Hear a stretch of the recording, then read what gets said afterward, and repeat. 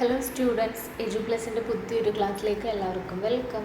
ഇന്ന് നമ്മൾ Indian cultural and ഹെറിറ്റേജിൻ്റെ റിവിഷൻ സെഷനാണ് സ്റ്റാർട്ട് ചെയ്യുന്നത്. അപ്പോൾ ഇതിലൊരു സാമ്പിൾ ക്വസ്റ്റ്യൻ ആൻഡ് ആൻസർ മോഡലിലായിരിക്കും നമ്മൾ ക്ലാസ് എടുക്കുന്നത്.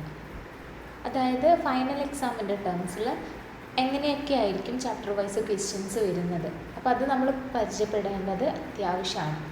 മലയാളത്തിലായിരിക്കും നിങ്ങൾക്ക് എക്സാം ഉണ്ടാവുന്നത്. സിമ്പിളായിട്ടുള്ള ക്വസ്റ്റ്യൻസ് ഒക്കെ തന്നെ ആയിരിക്കും എക്സാമിന് ചോദിക്കുന്നത് കേട്ടോ. നല്ല രീതിയിൽ പ്രോപ്പറായിട്ട് ക്ലാസ്സസ് ഒക്കെ അറ്റൻഡ് ചെയ്ത് പോയി കഴിഞ്ഞാൽ എല്ലാ സബ്ജക്റ്റിൽ നിന്നും നല്ല മാർക്ക് സ്കോർ ചെയ്തിട്ട് നിങ്ങൾക്ക് 10th പാസ്സാവാൻ കഴിയുന്നതായിരിക്കും. അപ്പം നമ്മൾ സമയം വൈകിപ്പിക്കുന്നില്ല, ഈ ഒരു റിവിഷൻ പാർട്ടിലേക്ക് പോകാം.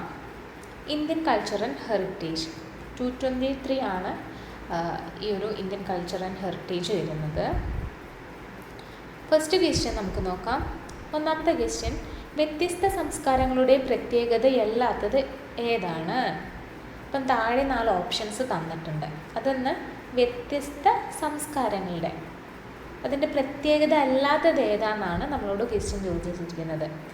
അപ്പോൾ എന്താണെന്ന് ഓപ്ഷൻ നോക്കാം, അതിനുശേഷം ആൻസർ ചൂസ് ചെയ്യാം. ഒന്നാമത്തെ ഓപ്ഷൻ, സംസ്കാരങ്ങൾ പഠിക്കുകയും സ്വീകരിക്കുകയും ചെയ്യുന്നു. ഇത് വ്യത്യസ്ത സംസ്കാരങ്ങളുടെ പ്രത്യേകതയാണോ? അതായത് സംസ്കാരങ്ങൾ പഠിക്കുകയും സ്വീകരിക്കുകയും ചെയ്യുന്നത്. ഇതാണ് ഒന്നാമത്തെ ഓപ്ഷൻ. രണ്ടാമത് വരുന്നത് സംസ്കാരങ്ങൾ കൂട്ടിച്ചേർക്കപ്പെടുന്നു. മൂന്നാമത് വരുന്നത് സംസ്കാരങ്ങൾ നിലനിൽക്കുന്നവയും മാറാത്തതുമാണ്. നാലാമത് വരുന്നത് സംസ്കാരങ്ങൾ വൈവിധ്യമാർന്നതാണ്. അപ്പോൾ ഇതിൽ നമുക്ക് എങ്ങനെയാണ് ഓപ്ഷൻസ് ചൂസ് ചെയ്യാൻ പറ്റുന്നത്? അപ്പോൾ നമ്മളോട് ചോദിച്ചിരിക്കുന്നത് ഒന്നും കൂടെ ക്വസ്റ്റ്യൻ വായിക്കാം. വ്യത്യസ്ത ഡിഫറെൻ്റ് ആയിട്ടുള്ള കൾച്ചറിൻ്റെ ഭാഗമല്ലാത്തത് ഏതാണെന്നാണ്, അല്ലെങ്കിൽ അതിൻ്റെ പ്രത്യേകതയല്ലാത്തതെന്ന്. അപ്പോൾ നമുക്കിവിടെ എന്താ, സംസ്കാരങ്ങൾ എന്ന് വെച്ച് കഴിഞ്ഞാൽ എന്താണ്, സ്ഥിരമായിട്ട് മാറുന്നതാണ് അല്ലേ. അതിൽ പുതിയ ആശയങ്ങൾ, സാങ്കേതിക വിദ്യ, സമൂഹത്തിലെ മാറ്റങ്ങൾ എന്നിവയെ അടിസ്ഥാനമാക്കി സംസ്കാരങ്ങൾ വളരുന്നുണ്ട്. അപ്പം അതിനാൽ നമുക്ക് എന്ത് പറയാം, സംസ്കാരം എന്ന് പറയുന്നത് ഒരു സ്റ്റാറ്റിക് അല്ല അല്ലേ. സ്റ്റാറ്റിക് എന്ന് വെച്ചാൽ സ്ഥിരമായിട്ടുള്ളതല്ല, അത് കൾച്ചർ നമ്മളുടെ മാറിക്കൊണ്ടിരിക്കും. അപ്പോൾ ഇതിൽ ഓപ്ഷൻ ഏതാ വരുന്നത്? ഓപ്ഷൻ സി ആണ്, സംസ്കാരങ്ങൾ നിലനിൽക്കുന്നവയും മാറാത്തതുമാണ് എന്ന് പറഞ്ഞത്. അതെന്താണ്, വ്യത്യസ്ത സംസ്കാരങ്ങളുടെ ഭാഗമല്ലാത്തതാണ് കേട്ടോ. അതുകൊണ്ട് ഉത്തരം സി ആണ് വരുന്നത്. അപ്പോൾ ഓർക്കുക, സംസ്കാരങ്ങൾ എന്താണ്, അത് സ്ഥിരമായിട്ട് ഇങ്ങനെ മാറിക്കൊണ്ടിരിക്കുന്നു. പുതിയ ആശയങ്ങൾക്കും സാങ്കേതിക വിദ്യക്കും അനുസരിച്ച് സമൂഹത്തിൽ പല മാറ്റങ്ങളും സംഭവിക്കുന്നുണ്ട്. രണ്ടാമത്തെ ക്വസ്റ്റ്യൻ നോക്കാം നമുക്ക്. സറക്കി അസം അല്ലെങ്കിൽ ഗ്രാൻഡ് ട്രങ്ക് റോഡ് നിർമ്മിച്ചതിന് പ്രസിദ്ധനായ അഫ്ഗാൻ ഭരണാധികാരി ആരാണ്? അപ്പം ഈ ഒരു ഗ്രാൻഡ് ട്രങ്ക് റോഡ് നിർമ്മിച്ച പ്രസിദ്ധനായിട്ടുള്ള അഫ്ഗാൻ ഭരണാധികാരിയാണ് ക്വസ്റ്റ്യൻ ചോദിച്ചിരിക്കുന്നത്. ഓപ്ഷൻ ഉണ്ട്, ഷേർഷാ സൂരി, ബഹ്ലോൾ ലോധി, സിക്കന്ദർ ലോധി ആൻഡ് ഇബ്രാഹിം ലോധി. അപ്പോൾ ഇതിൽ ഏതാണ് ഈ അസം നിർമ്മിച്ചിട്ടുള്ള ഭരണാധികാരി എന്നാണ് ചോദിച്ചിട്ടുള്ളത്. ഇതിൻ്റെ ആൻസർ ഏതാ വരുന്നത്? ഷേർഷാ സൂരിയാണ്. ഓപ്ഷൻ എ ആണ് ആൻസർ വരുന്നത്. അപ്പം ഷേർഷാ സൂരിയാണ് ഈ ഒരു ഗ്രാൻഡ് ട്രങ്ക് റോഡ് നിർമ്മിച്ചത് കേട്ടോ. ഇന്ത്യയുടെ ഒരു പ്രധാന വ്യാപാര മാർഗങ്ങളിൽ ഒന്നായിരുന്നു ഈ ഒരു ഗ്രാൻഡ് ട്രങ്ക് റോഡ് എന്ന് പറഞ്ഞത്. ഓക്കെ അല്ലേ? നെക്സ്റ്റ് നമുക്ക് നോക്കാം. മുഗൾ ചക്രവർത്തിയായ അക്ബറിൻ്റെ മതേതര സഹിഷ്ണുതയുള്ള സമീപനം എന്തിലൂടെ പ്രകടമായി? ഇപ്പം എന്താണ്, നമുക്കറിയാം മുഗൾ ചക്രവർത്തിയാണ് അക്ബർ. അദ്ദേഹത്തിൻ്റെ മതേതരമായിട്ടുള്ള എല്ലാ മതങ്ങളെയും ഒരേപോലെ തന്നെയാണ് അദ്ദേഹം ട്രീറ്റ് ചെയ്തിട്ടുണ്ടായിരുന്നത് അല്ലേ. അയാൾ സഹിഷ്ണുത മനോഭാവം ഉണ്ടായിരുന്നു അദ്ദേഹത്തിന്. അതുകൊണ്ട് തന്നെ ഒരു ബെസ്റ്റ് റൂളറായിരുന്നു അക്ബർ അല്ലേ. അപ്പം ഈ ഒരു സമീപനം എങ്ങനെ പ്രകടമായി എന്നാണ് ചോദിക്കുന്നത് ക്വസ്റ്റ്യന്. ഓപ്ഷൻ ഉണ്ട്, ജാതിയും മതവും അടിസ്ഥാനമാക്കിയുള്ള വിവേചനങ്ങൾ ഒഴിവാക്കിയത്, പിന്നെ ദിൻ ഇലാഹി എന്ന മതം ആരംഭിച്ചത്, ഹിന്ദുക്കളുമായും രാജ്പുത്രന്മാരായും സൗഹൃദ ബന്ധം സ്ഥാപിച്ചത്. ഇനി മുകളിൽ പറയുന്നവയല്ല. അപ്പം നിങ്ങൾ ഈ ഒരു അക്ബറിനെ കുറിച്ചിട്ട് ക്ലാസ്സിൽ ഡിസ്കസ് ചെയ്തിട്ടുണ്ടായിരുന്നു അല്ലേ. അപ്പം ആ ക്ലാസ് കണ്ടു കഴിഞ്ഞാൽ മനസ്സിലാവും അദ്ദേഹം എന്താണ്, വിവേചനങ്ങൾ, ജാതിയും മതവും അടിസ്ഥാനമാക്കിയുള്ള വിവേചനങ്ങൾ പൂർണ്ണമായിട്ട് ഒഴിവാക്കിയിട്ടുണ്ടായിരുന്നു. അപ്പം അല്ലേ, അത് ശരിയായിട്ടുള്ളൊരു ആൻസറാണ്. പിന്നെന്താണ്, ദിൻലാഹി എന്ന് പറഞ്ഞിട്ടുള്ളൊരു പുതിയ മതം അദ്ദേഹം കണ്ടുപിടിച്ചിട്ടുണ്ട്. കൂടാതെ രജപുത്രന്മാരായിട്ട് സൗഹൃദ ബന്ധം സ്ഥാപിച്ചിട്ടുണ്ട്. അവരുടെ മക്കളെ വിവാഹം കഴിക്കാൻ അവരുമായിട്ട് ഒരു സൗഹൃദ ബന്ധം സൃഷ്ടിച്ചിട്ട് ഹിന്ദുക്കളുമായിട്ട് ഈ ഒരു തോതിലാണ് സൗഹൃദം സ്ഥാപിച്ചിട്ടുണ്ടായിരുന്നത്. അപ്പോൾ ഇതെല്ലാം മുകളിൽ പറഞ്ഞ കാര്യങ്ങളൊക്കെ കറക്റ്റാണ് അല്ലേ. അപ്പം അദ്ദേഹത്തിൻ്റെ റൂളിങ് അല്ലെങ്കിൽ അദ്ദേഹം ഭരിച്ച ആ ഒരു കാലഘട്ടം അത്രമേൽ നല്ലതാവാൻ കാരണം അദ്ദേഹത്തിൻ്റെ ഇത്തരത്തിലുള്ള മാർഗങ്ങളാണല്ലേ. ഈ ഒരു തരത്തിലുള്ള ഭരണം നല്ലതായതുകൊണ്ടാണ്. അപ്പോൾ ഈ മുകളിൽ പറയുന്നവയെല്ലാം ശരിയാണല്ലേ. അപ്പോൾ ഇതാണ് ആൻസറായിട്ട് എഴുതേണ്ടത്. നാലാമത് വരുന്നത്, ഭക്തി പ്രസ്ഥാനം ജനങ്ങൾക്കിടയിൽ അത്ര ജനപ്രിയമായത് എന്തുകൊണ്ടാണ്? ഞാനത് പറയേണ്ട ആവശ്യമില്ലല്ലോ. എന്തുകൊണ്ടാണ് ജനപ്രിയമായത് ഭക്തി പ്രസ്ഥാനം? നമുക്ക് ഓപ്ഷൻ നോക്കാം. പ്രാദേശിക ഭാഷയിൽ ഉപദേശങ്ങൾ നൽകിയതുകൊണ്ട്. ബി, മതത്തിലെ കഠിനത്വത്തെ വിമർശിച്ചത്. സി വരുന്നത് ജാതി വ്യവസ്ഥ തള്ളിപ്പറഞ്ഞത്. ഡി വരുന്നത് തുല്യതയും സഹോദരത്വവും അംഗീകരിച്ചത്. അപ്പം ആദ്യം അറിയേണ്ടത് എന്താണ് ഭക്തി പ്രസ്ഥാനം എന്നാണ് അല്ലേ. എന്തായിരുന്നു ഭക്തി പ്രസ്ഥാനം? ആ ഒരു ഭക്തി പ്രസ്ഥാനത്തിൽ പ്രാദേശിക ഭാഷകളെ അവർ നല്ല രീതിയിൽ ഉപയോഗിച്ചിട്ടുണ്ടായിരുന്നു. കൂടാതെ ജാതി വ്യവസ്ഥക്കെതിരെയായിരുന്നു അല്ലേ നിലകൊണ്ടത്. അതുകൊണ്ടാണ് ഏറ്റവും കൂടുതൽ സ്വീകാര്യത ഈ ഒരു ഭക്തി പ്രസ്ഥാനങ്ങളിലേക്ക് വന്നത്. അതുകൊണ്ട് തന്നെ ഇത്തരത്തിലുള്ള കാര്യങ്ങൾ ചെയ്തതോടുകൂടെ തന്നെ അത് ജനഹൃദയങ്ങളിലേക്ക് എത്തി അല്ലേ. അപ്പം ഈ മുകളിൽ പറഞ്ഞ എല്ലാ കാര്യങ്ങളും ഭക്തി പ്രസ്ഥാനം ജനങ്ങൾക്കിടയിൽ അത്രമേൽ ജനപ്രിയമാക്കി തീർത്തിട്ടുണ്ട്. അപ്പം അതിൻ്റെ ആൻസർ എന്താണ്? ഡി ആണ്. ഇനി നെക്സ്റ്റ് ക്വസ്റ്റ്യൻ നോക്കാം നമുക്ക്. ശിവജിയുടെ ഗുരുവായിരുന്ന മറാത്തി ഭക്തികവി ആരായിരുന്നു എന്ന്. ഓപ്ഷൻ ഉണ്ട് തുക്കാറാം, ബി വരുന്നത് രാമദാസ്, സി വരുന്നത് നാമദേവ് ആൻഡ് ഡി വരുന്നത് സെൻ. ഇതിലേതാണ് ശിവജിയുടെ ഗുരുവായിരുന്ന മറാത്തി കവിയാണ് കേട്ടോ. ഇതിവിടെ നോക്കിക്കോ, മറാത്തി കവി എന്ന് വെച്ച് കഴിഞ്ഞാൽ ഇതാരായിരുന്നു? രാമദാസ് ആയിരുന്നു ശിവജിയുടെ ഗുരുവായിട്ടുള്ള ആ ഒരു മറാത്തി ഭക്തി കവി ആയിട്ടുണ്ടായിരുന്നത്. ഓക്കെ. ഇനി രാജസ്ഥാനിൽ പ്രസിദ്ധമായത് ഇവയിൽ ഏതാണ്? രാജസ്ഥാനിൽ എന്തൊക്കെയാണ് പ്രസിദ്ധമായിട്ടുള്ളത്? ഇപ്പം നമ്മൾ കാണുന്ന ക്വസ്റ്റ്യൻസ് ആൻസേഴ്സ് ഒക്കെ എന്തായാലും പഠിച്ചിരിക്കണം കേട്ടോ. അപ്പോൾ പിന്നീട് നിങ്ങൾക്ക് ഫൈനൽ എക്സാമിൻ്റെ ടേംസിൽ ഇതിൽ നിന്നൊക്കെ ക്വസ്റ്റ്യൻസ് വരാം. ഓക്കെ. അപ്പോൾ അത് നമ്മൾ ഈ ഒരു ടൈപ്പിൽ പഠിച്ചു വെച്ച് കഴിഞ്ഞാൽ അതിനെ വേറൊരു രീതിയിലായിട്ടായിരിക്കും ഫൈനൽ എക്സാമിന് ക്വസ്റ്റ്യൻ ചോദിക്കുന്നത്. അപ്പോൾ ആ രീതിയിലേക്ക് എല്ലാ ചാപ്റ്റേഴ്സും, കുറച്ച് ചാപ്റ്റേഴ്സ് ആണല്ലോ ഇന്ത്യൻ കൾച്ചർ ആൻഡ് ഹെറിറ്റേജിലുള്ള ഒരു 10ഓളം ചാപ്റ്റേഴ്സ് ഉണ്ടോ അല്ലേ. അപ്പം ആ ഒരു ചാപ്റ്റേഴ്സ് നന്നായിട്ട് തന്നെ പഠിക്കാം. സിമ്പിളായിട്ടുള്ള എക്സാം തന്നെ ആയിരിക്കും നിങ്ങൾക്ക്. രാജസ്ഥാനിൽ പ്രസിദ്ധമായത് ഇവയിൽ ഏതാണെന്നാണ് ക്വസ്റ്റ്യൻ ചോദിച്ചിരിക്കുന്നത്. നമുക്ക് കുറച്ച് കാര്യങ്ങൾ ഓപ്ഷൻസ് തന്നിട്ടുണ്ട്. ടൈ ആൻഡ് ഡൈ, അതായത് ബന്ദനി വസ്ത്രങ്ങൾ, വിലയേറിയ കല്ലുകളും രത്നങ്ങളും ഉപയോഗിച്ച് നിർമ്മിച്ച ആഭരണങ്ങൾ, നീല നിറമുള്ള മൺപാത്രങ്ങൾ, മീനക്കാരി കലാപ്രവൃത്തികൾ, മുകളിൽ പറയുന്ന എല്ലാം. അപ്പം നിങ്ങളിവിടെ ഒന്ന് ശ്രദ്ധിച്ചാൽ മതി കേട്ടോ. മുകളിൽ പറയുന്നവയെല്ലാം ഒരു ഓപ്ഷൻ വന്നിട്ടുണ്ടെങ്കിൽ തീർച്ചയായിട്ടും മിക്കവാറും അത് തന്നെയായിരിക്കും അതിൻ്റെ ഉത്തരമായിട്ട് വരുന്നത്.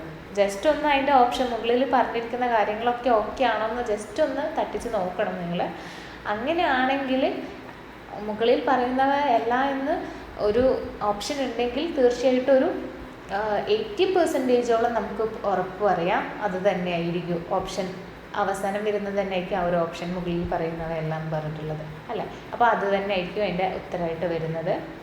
എന്നിരുന്നാലും ഒരു 20% അവിടെ ഇതുണ്ട്, നിങ്ങളെ കബളിപ്പിക്കാൻ വേണ്ടിയിട്ട് ചിലപ്പോൾ ചെയ്യാം. ഓക്കെ. അപ്പോൾ അതൊന്ന് ജസ്റ്റ് ഓർത്ത് വെക്കുക. ഇനി 7ാമത്തെ ക്വസ്റ്റ്യൻ, കലംകാരി ചിത്രരചന ഏത് സംസ്ഥാനത്തോട് ബന്ധപ്പെട്ടിരിക്കുന്നു? അപ്പം ഏത് സംസ്ഥാനമാണ് കലംകാരി ചിത്രരചന റിലേറ്റ് ചെയ്തിരിക്കുന്നതെന്നാണ് ക്വസ്റ്റ്യൻ വരുന്നത്. ഓക്കെ. അപ്പം ഏത് സംസ്ഥാനത്തോടാണ് കലംകാരി വരുന്നത്? ദറ്റ് ഈസ് നമുക്ക് ഓപ്ഷൻസ് ഉണ്ട്. രാജസ്ഥാൻ, പഞ്ചാബ്, ആന്ധ്രാപ്രദേശ്, തമിഴ്നാട്. ഇതിലേതാണ്? ആന്ധ്രാപ്രദേശാണ് കേട്ടോ നമ്മുടെ ഈ ഒരു കലംകാരി ചിത്രരചനയായിട്ട്.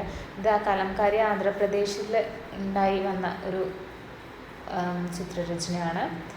ഹസ്തനിർമ്മിത വസ്ത്ര ചിത്രകലയുടെ ഒരു രൂപമാണ് ഈ ഒരു കലംകാരി എന്ന് പറയുന്നത്. കലംകാരി മോഡൽ ഇപ്പം പല ലേഡീസിനും അറിയാവുന്നതാണ് അല്ലേ എങ്ങനെയാണ്. അപ്പം അത് എവിടെ നിന്നാണ് വന്നിട്ടുണ്ടായിരുന്ന ആ ഒരു കലംകാരി? ആന്ധ്രാപ്രദേശിൽ നിന്നാണ് കേട്ടോ അത് വരുന്നത്, കലംകാരി. നെക്സ്റ്റ് ക്വസ്റ്റ്യൻ നമുക്ക് നോക്കാം. 8ാമത്തെ ക്വസ്റ്റ്യൻ ആണ് വരുന്നത്. താഴെ പറയുന്നവയിൽ ശരിയല്ലാത്തത് ഏതാണെന്ന് ഓപ്റ്റ് ചെയ്യാൻ വേണ്ടിയിട്ടാണ്. ഓപ്ഷൻസ് നോക്കാം. ഹംസദേവ് ജീവശാസ്ത്രം, ഗണേശ ദൈവജ്ഞ ഗണിതശാസ്ത്രം, മഹേന്ദ്ര സൂരി ജ്യോതിശാസ്ത്രം, ഭവമിശ്ര രസതന്ത്രം. അപ്പോൾ ഇതിൽ തെറ്റായിട്ടുള്ള ജോഡി തിരഞ്ഞെടുക്കാൻ വേണ്ടിയിട്ടാണ്. അപ്പോൾ ഇതിനെക്കുറിച്ച് നമുക്ക് എന്താണ്, ഹംസദേവ് എന്ന് വെച്ച് കഴിഞ്ഞാൽ ജീവശാസ്ത്രത്തിൽ പ്രഗത്ഭനായിട്ടുള്ള ഒരാളാണ്. ആൻഡ് നമുക്ക് ഗണേശ ദൈവജ്ഞ നോക്കുന്നതാണെങ്കിലും അദ്ദേഹത്തിൻ്റെ ഫീൽഡ് വരുന്നത് ഗണിതശാസ്ത്രം തന്നെയാണ്. മഹേന്ദ്ര സൂരി ജ്യോതിശാസ്ത്രമാണ് വരുന്നത്. ഭവമിശ്ര എന്ന് പറയുന്നത് അദ്ദേഹം രസതന്ത്രമല്ല, കെമിസിസ്റ്റ് അല്ല, അദ്ദേഹം ഒരു ഫിസിഷ്യനാണ്. ഓക്കെ, ഭവമിശ്ര. അപ്പോൾ ഇതെന്താണ്, ഭവമിശ്ര രസതന്ത്രം എന്നത് പറഞ്ഞാണ് തെറ്റായിട്ടുള്ള ഓപ്ഷൻ ഇവിടെ കൊടുത്തിരിക്കുന്നത്. അപ്പോൾ ഇവിടെ ഉത്തരമായിട്ട് ഏതാ വേണ്ടത്? ഡി ആണ് എഴുതേണ്ടത്. ഓക്കെ അല്ലേ? ഇനി 9ാമത്തെ ക്വസ്റ്റ്യൻ നോക്കാം. ശ്രീനിവാസ രാമാനുജൻ ഏത് ശാസ്ത്രശാഖയിൽ കഴിവ് തെളിയിച്ചു? അപ്പം ശ്രീനിവാസ രാമാനുജനെ കുറിച്ച് ചെറിയ ക്ലാസ്സിലൊക്കെ നിങ്ങൾ കേട്ടിട്ടുണ്ടാവും അല്ലേ? നമുക്ക് ഓപ്ഷൻ നോക്കാം. അദ്ദേഹം ഏത് മേഖലയിലാണ് പ്രാഗൽഭ്യം തെളിയിച്ചിട്ടുള്ളതെന്ന്. ഒന്ന് വരുന്നത് ഗണിതശാസ്ത്രം, 2ാമത് വിമാനവിദ്യ, ആൻഡ് 3rd വരുന്നത് ശാസ്ത്രം ആൻഡ് ഭൗതികശാസ്ത്രം. ശ്രീനിവാസ രാമാനുജൻ ഏതിലായിരുന്നു പ്രഗത്ഭനായിട്ടുണ്ടായിരുന്നത്? ഗണിതശാസ്ത്രത്തിലായിരുന്നു അല്ലേ? അപ്പോൾ അതിൻ്റെ ഓപ്ഷന് എ ആണ് റൈറ്റ് ആയിട്ടുള്ളത്. അപ്പോൾ അതാണ് ശ്രീനിവാസ രാമാനുജൻ്റെ മേഖലയായിട്ട് വരുന്നത്. ഓക്കെ, ഇനി 10ാമത്തെ ക്വസ്റ്റ്യൻ. ഭാരതീയ ആണവശാസ്ത്രത്തിൻ്റെ പിതാവ് എന്ന് വിളിക്കപ്പെടുന്നത് ആരാണ്? ഭാരതീയ ആണവശാസ്ത്രം എന്ന് വെച്ച് കഴിഞ്ഞാൽ അറിയില്ലേ, നമുക്കിപ്പം ഇതിൽ ഇന്ത്യയിൽ തന്നെ നമ്മൾ ഡോക്ടർ APJ അബ്ദുൽ കലാം എന്നെ കുറിച്ചിട്ട് കേട്ടിട്ടുണ്ടായിരുന്നില്ലേ? അദ്ദേഹവും അവിടെ പഠിച്ചിട്ടുണ്ടായിരുന്നൊരു വിദ്യാർത്ഥിയൊക്കെയാണ്. പക്ഷെ അതിൻ്റെ പിതാവ് എന്ന് വിളിക്കുന്നത് അദ്ദേഹത്തിൻ്റെ ഗുരുവായിട്ടുള്ള ഹോമി ജഹാംഗീർ ബാബയാണ് കേട്ടോ. അപ്പം അദ്ദേഹമാണ് ഭാരതത്തിലെ ആണവശാസ്ത്രത്തിൻ്റെ ഗവേഷണത്തിൻ്റെ പിതാവ് എന്ന് പറയുന്നത്. അപ്പോൾ ഉത്തരം ഏതാണ്? ഹോമി ജഹാംഗീർ ബാബയാണ്. നെക്സ്റ്റ് ക്വസ്റ്റ്യൻ നമുക്ക് നോക്കാം.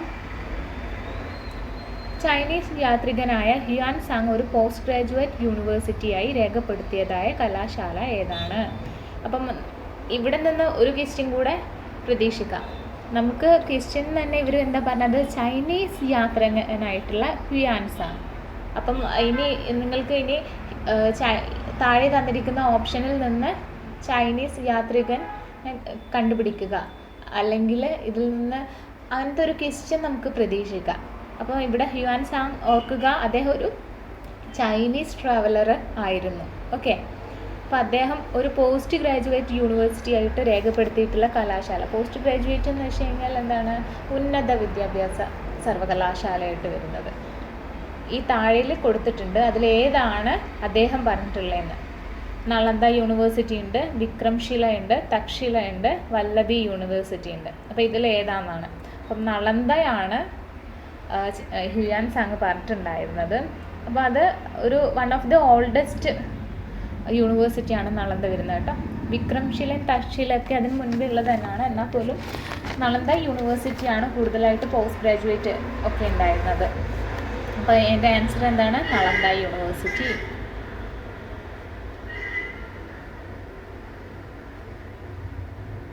നെക്സ്റ്റ് ക്വസ്റ്റ്യൻ നോക്കാം. മുഗൾ ഭരണാധികാരി അക്ബറിൻ്റെ സഹായികളിൽ ഉൾപ്പെടാത്തത് ആരാണെന്നാണ് ക്വസ്റ്റ്യൻ വരുന്നത്. അപ്പോൾ നമുക്ക് ഓപ്ഷൻസ് നോക്കാം, എന്തെങ്കിലും ഐഡിയ കിട്ടുമെന്ന്. ഫസ്റ്റ് വരുന്ന Abul Fazal, second Faizi Raja Todarmal, and D വരുന്നത് തെനാലി രാമൻ. അപ്പോൾ ഇതിൽ കാണുമ്പോൾ തന്നെ അറിയാം അല്ലേ, അബുൽ ഫസൽ, ഫൈസി, രാജ ടോഡർമാൻ, ABC ഉത്തരങ്ങൾ എന്താണ്? അക്ബറിൻ്റെ കാലത്തുള്ളതായിട്ട് നമുക്കൊരു മാച്ചിങ് തോന്നും. തെനാലി രാമൻ ഇയാളുടെ ഈ ഒരു അക്ബറിൻ്റെ കാലത്ത് ഉണ്ടായിരുന്നതാണ്. അപ്പോൾ തീർച്ചയായിട്ടും ഒരു ഡൗട്ട് നമുക്കവിടെ അനുഭവപ്പെടും അല്ലേ. അപ്പം ശരിക്കും തെനാലി രാമനാണ് ആൻസറായിട്ട് വരുന്നത്.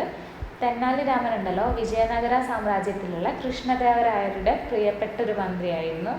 അപ്പം അദ്ദേഹത്തിന് നേരിട്ട് ആരോട്? മുഗൾ ഭരണാധികാരിയോട്. ഈ ഒരു മുഗളന്മാരോട് ബന്ധമില്ല, റിലേറ്റഡ് അല്ല തെനാലി രാമൻ. അപ്പോൾ അതിൻ്റെ ആൻസർ തെനാലി രാമൻ എന്നാണ്.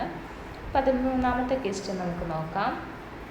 വേദകാലഘട്ടത്തിൽ ശ്രേഷ്ഠൻ എന്ന് ആരെ വിളിച്ചിരുന്നു? അതായത് വേദകാലഘട്ടത്തിൽ ശ്രേഷ്ഠനായിട്ട് പറയുന്നത് ആരെയാണ്? ഓപ്ഷൻസ് കൊടുത്തിട്ടുണ്ട്. വ്യാപാരികൾ, സ്വർണ്ണപ്പണിക്കാർ, മരപ്പണിക്കാരൻ, പിന്നെ കർഷകർ. അപ്പോൾ ഇതിൽ ആരെയാണ് ശ്രേഷ്ഠൻ? ശ്രേഷ്ഠൻ എന്ന് നമ്മൾ മലയാളത്തിലാണെങ്കിലും ഒരു ശ്രേഷ്ഠത ഉള്ളവരല്ലേ, ഉയർന്ന പദവിയിൽ ഇരിക്കുന്നവരെയാണ് നമ്മൾ ശ്രേഷ്ഠന്മാരെന്ന് പറയുന്നത് അല്ലേ. അപ്പം വേദകാലഘട്ടത്തിൽ ഈ പറയുന്നവരിൽ ആരെയാണ് വിളിച്ചെന്നാണ് ചോദിക്കുന്നത്. ആ ഒരു കാലഘട്ടത്തിൽ വ്യാപാരികളെയാണ് ശ്രേഷ്ഠൻ എന്ന് വിളിച്ചിരുന്നത് കേട്ടോ. അപ്പോൾ ആൻസർ എന്താണ്? ഓപ്ഷൻ എ ആണ് വരുന്നത്. ഇവർക്ക് എന്താ, അന്നത്തെ കാലത്ത് സമൂഹത്തിൽ ഉയർന്ന സ്ഥാനം കിട്ടിയിട്ടുണ്ടായിരുന്നു, അതുകൊണ്ടാണ് അങ്ങനെ വിളിക്കാൻ കാരണം. ഇനി ദ്വിജ, ഇത് നിങ്ങൾ അത്ര കേട്ടുപരിചയമില്ലാത്തൊരു സംഭവമായിരിക്കും. ദ്വിജ എന്ന വാക്കിൻ്റെ അർത്ഥമാണ് ചോദിച്ചിട്ടുള്ളത്. നമുക്ക് ഓപ്ഷന് വിദ്യാർത്ഥി, രണ്ടാമത്തെ ജനനം, വിദ്യാഭ്യാസം, ഉപനയനം. എന്തായാലും നമുക്ക് വലിയ ഐഡിയ കിട്ടത്തുണ്ടാവില്ല അല്ലെ ദ്വിജ എന്ന് വെച്ച് കഴിഞ്ഞാൽ. ഇത് രണ്ടാമത്തെ ജനനം എന്നാണ് കേട്ടോ അർത്ഥം വരുന്നത്. ഈ ബ്രാഹ്മണർ, ക്ഷത്രിയർ, വൈശ്യരൊക്കെ ഉണ്ടാവില്ലേ, അവരൊക്കെ ഉപനയനത്തിലൂടെ ദ്വിജ എന്ന സ്ഥാനം ലഭിക്കുകയാണ് ചെയ്യുന്നത്. അപ്പോൾ അതിൻ്റെ അർത്ഥം രണ്ടാമത്തെ ജനനം, ട്വൈസ് ബോൺ എന്നാണ്. ഇനി 15ാമത്തെ ക്വസ്റ്റ്യൻ വളരെ ഈസിയാണ്. ഏകപതി വിവാഹം എന്താണ് ഏകപതി വിവാഹം കൊണ്ട് ഉദ്ദേശിക്കുന്നത്? അപ്പോൾ എന്താണ് ഏകപതി? ഒരാൾ എന്ന രീതിയിൽ അല്ലേ. അപ്പോൾ ഇവിടെ ഒരാൾ, ഓപ്ഷൻസ് നോക്കിക്കഴിഞ്ഞാൽ മനസ്സിലാവും പെട്ടെന്ന് തന്നെ, ഒരാളുടെ ജീവിതത്തിൽ ഒരേ ഒരാൾ മാത്രം ജീവിത പങ്കാളിയാകുന്നത്. അപ്പോൾ അതെന്താണ്? അത് ഏകപതിയാണ് അല്ലേ. അപ്പോൾ ഓപ്ഷൻ എ ആണ് ആൻസറായിട്ട് വരുന്നത്. ബാക്കിയൊന്നും നോക്കണമെന്നില്ല, എന്നിരുന്നാലും നോക്കിക്കഴിഞ്ഞാൽ നമുക്ക് ഓപ്ഷൻ എ തന്നെയുള്ളൂ അതിനായിട്ട് റിലേറ്റഡ് ആയി കിടക്കുന്നത്. അതിൽ കൂടുതൽ എക്സ്പ്ലനേഷൻ്റെ കാര്യമില്ലല്ലോ അല്ലേ. ഈ 16ാമത്തെ ക്വസ്റ്റ്യൻ എന്ന് വെച്ച് കഴിഞ്ഞാൽ ചില ക്വസ്റ്റ്യൻസ് ഇതേപോലെയാണ്, ഭയങ്കര ഈസി ആയിരിക്കും. ഇന്ത്യയിലെ വടക്ക് കിഴക്കൻ മേഖലയിലെ ഗോത്ര വിഭാഗത്തിൽ പെട്ടതല്ലാത്തത് ഏതാണ്? അപ്പോൾ ഇന്ത്യയിലെ വടക്ക് കിഴക്കൻ മേഖലയിലെ ഗോത്ര വിഭാഗങ്ങൾ ഏതാണെന്ന് നമുക്കറിയണം, എന്നാൽ മാത്രമേ അതിൽ പെട്ടതല്ലാത്തതെന്ന് അറിയാൻ പറ്റൂ. അപ്പോൾ ഇന്ത്യൻ്റെ മാപ്പ് വരക്കാന്നുണ്ടെങ്കിൽ അത്ര ക്ലിയർ അല്ല കേട്ടോ, ഞാൻ ജസ്റ്റ് ഒന്നിങ്ങനെ വെച്ചൊന്നേ ഉള്ളൂ. ഇവിടെ എന്താ 7 സിസ്റ്റേഴ്സ് വരുന്നുണ്ട് അല്ലേ, നോർത്ത് ഈസ്റ്റ് ഭാഗത്തായിട്ട്. അപ്പോൾ ഈ ഒരു ഭാഗത്ത് ഉള്ള ഗോത്ര വിഭാഗങ്ങൾ ഏതാണെന്ന് അറിയണം.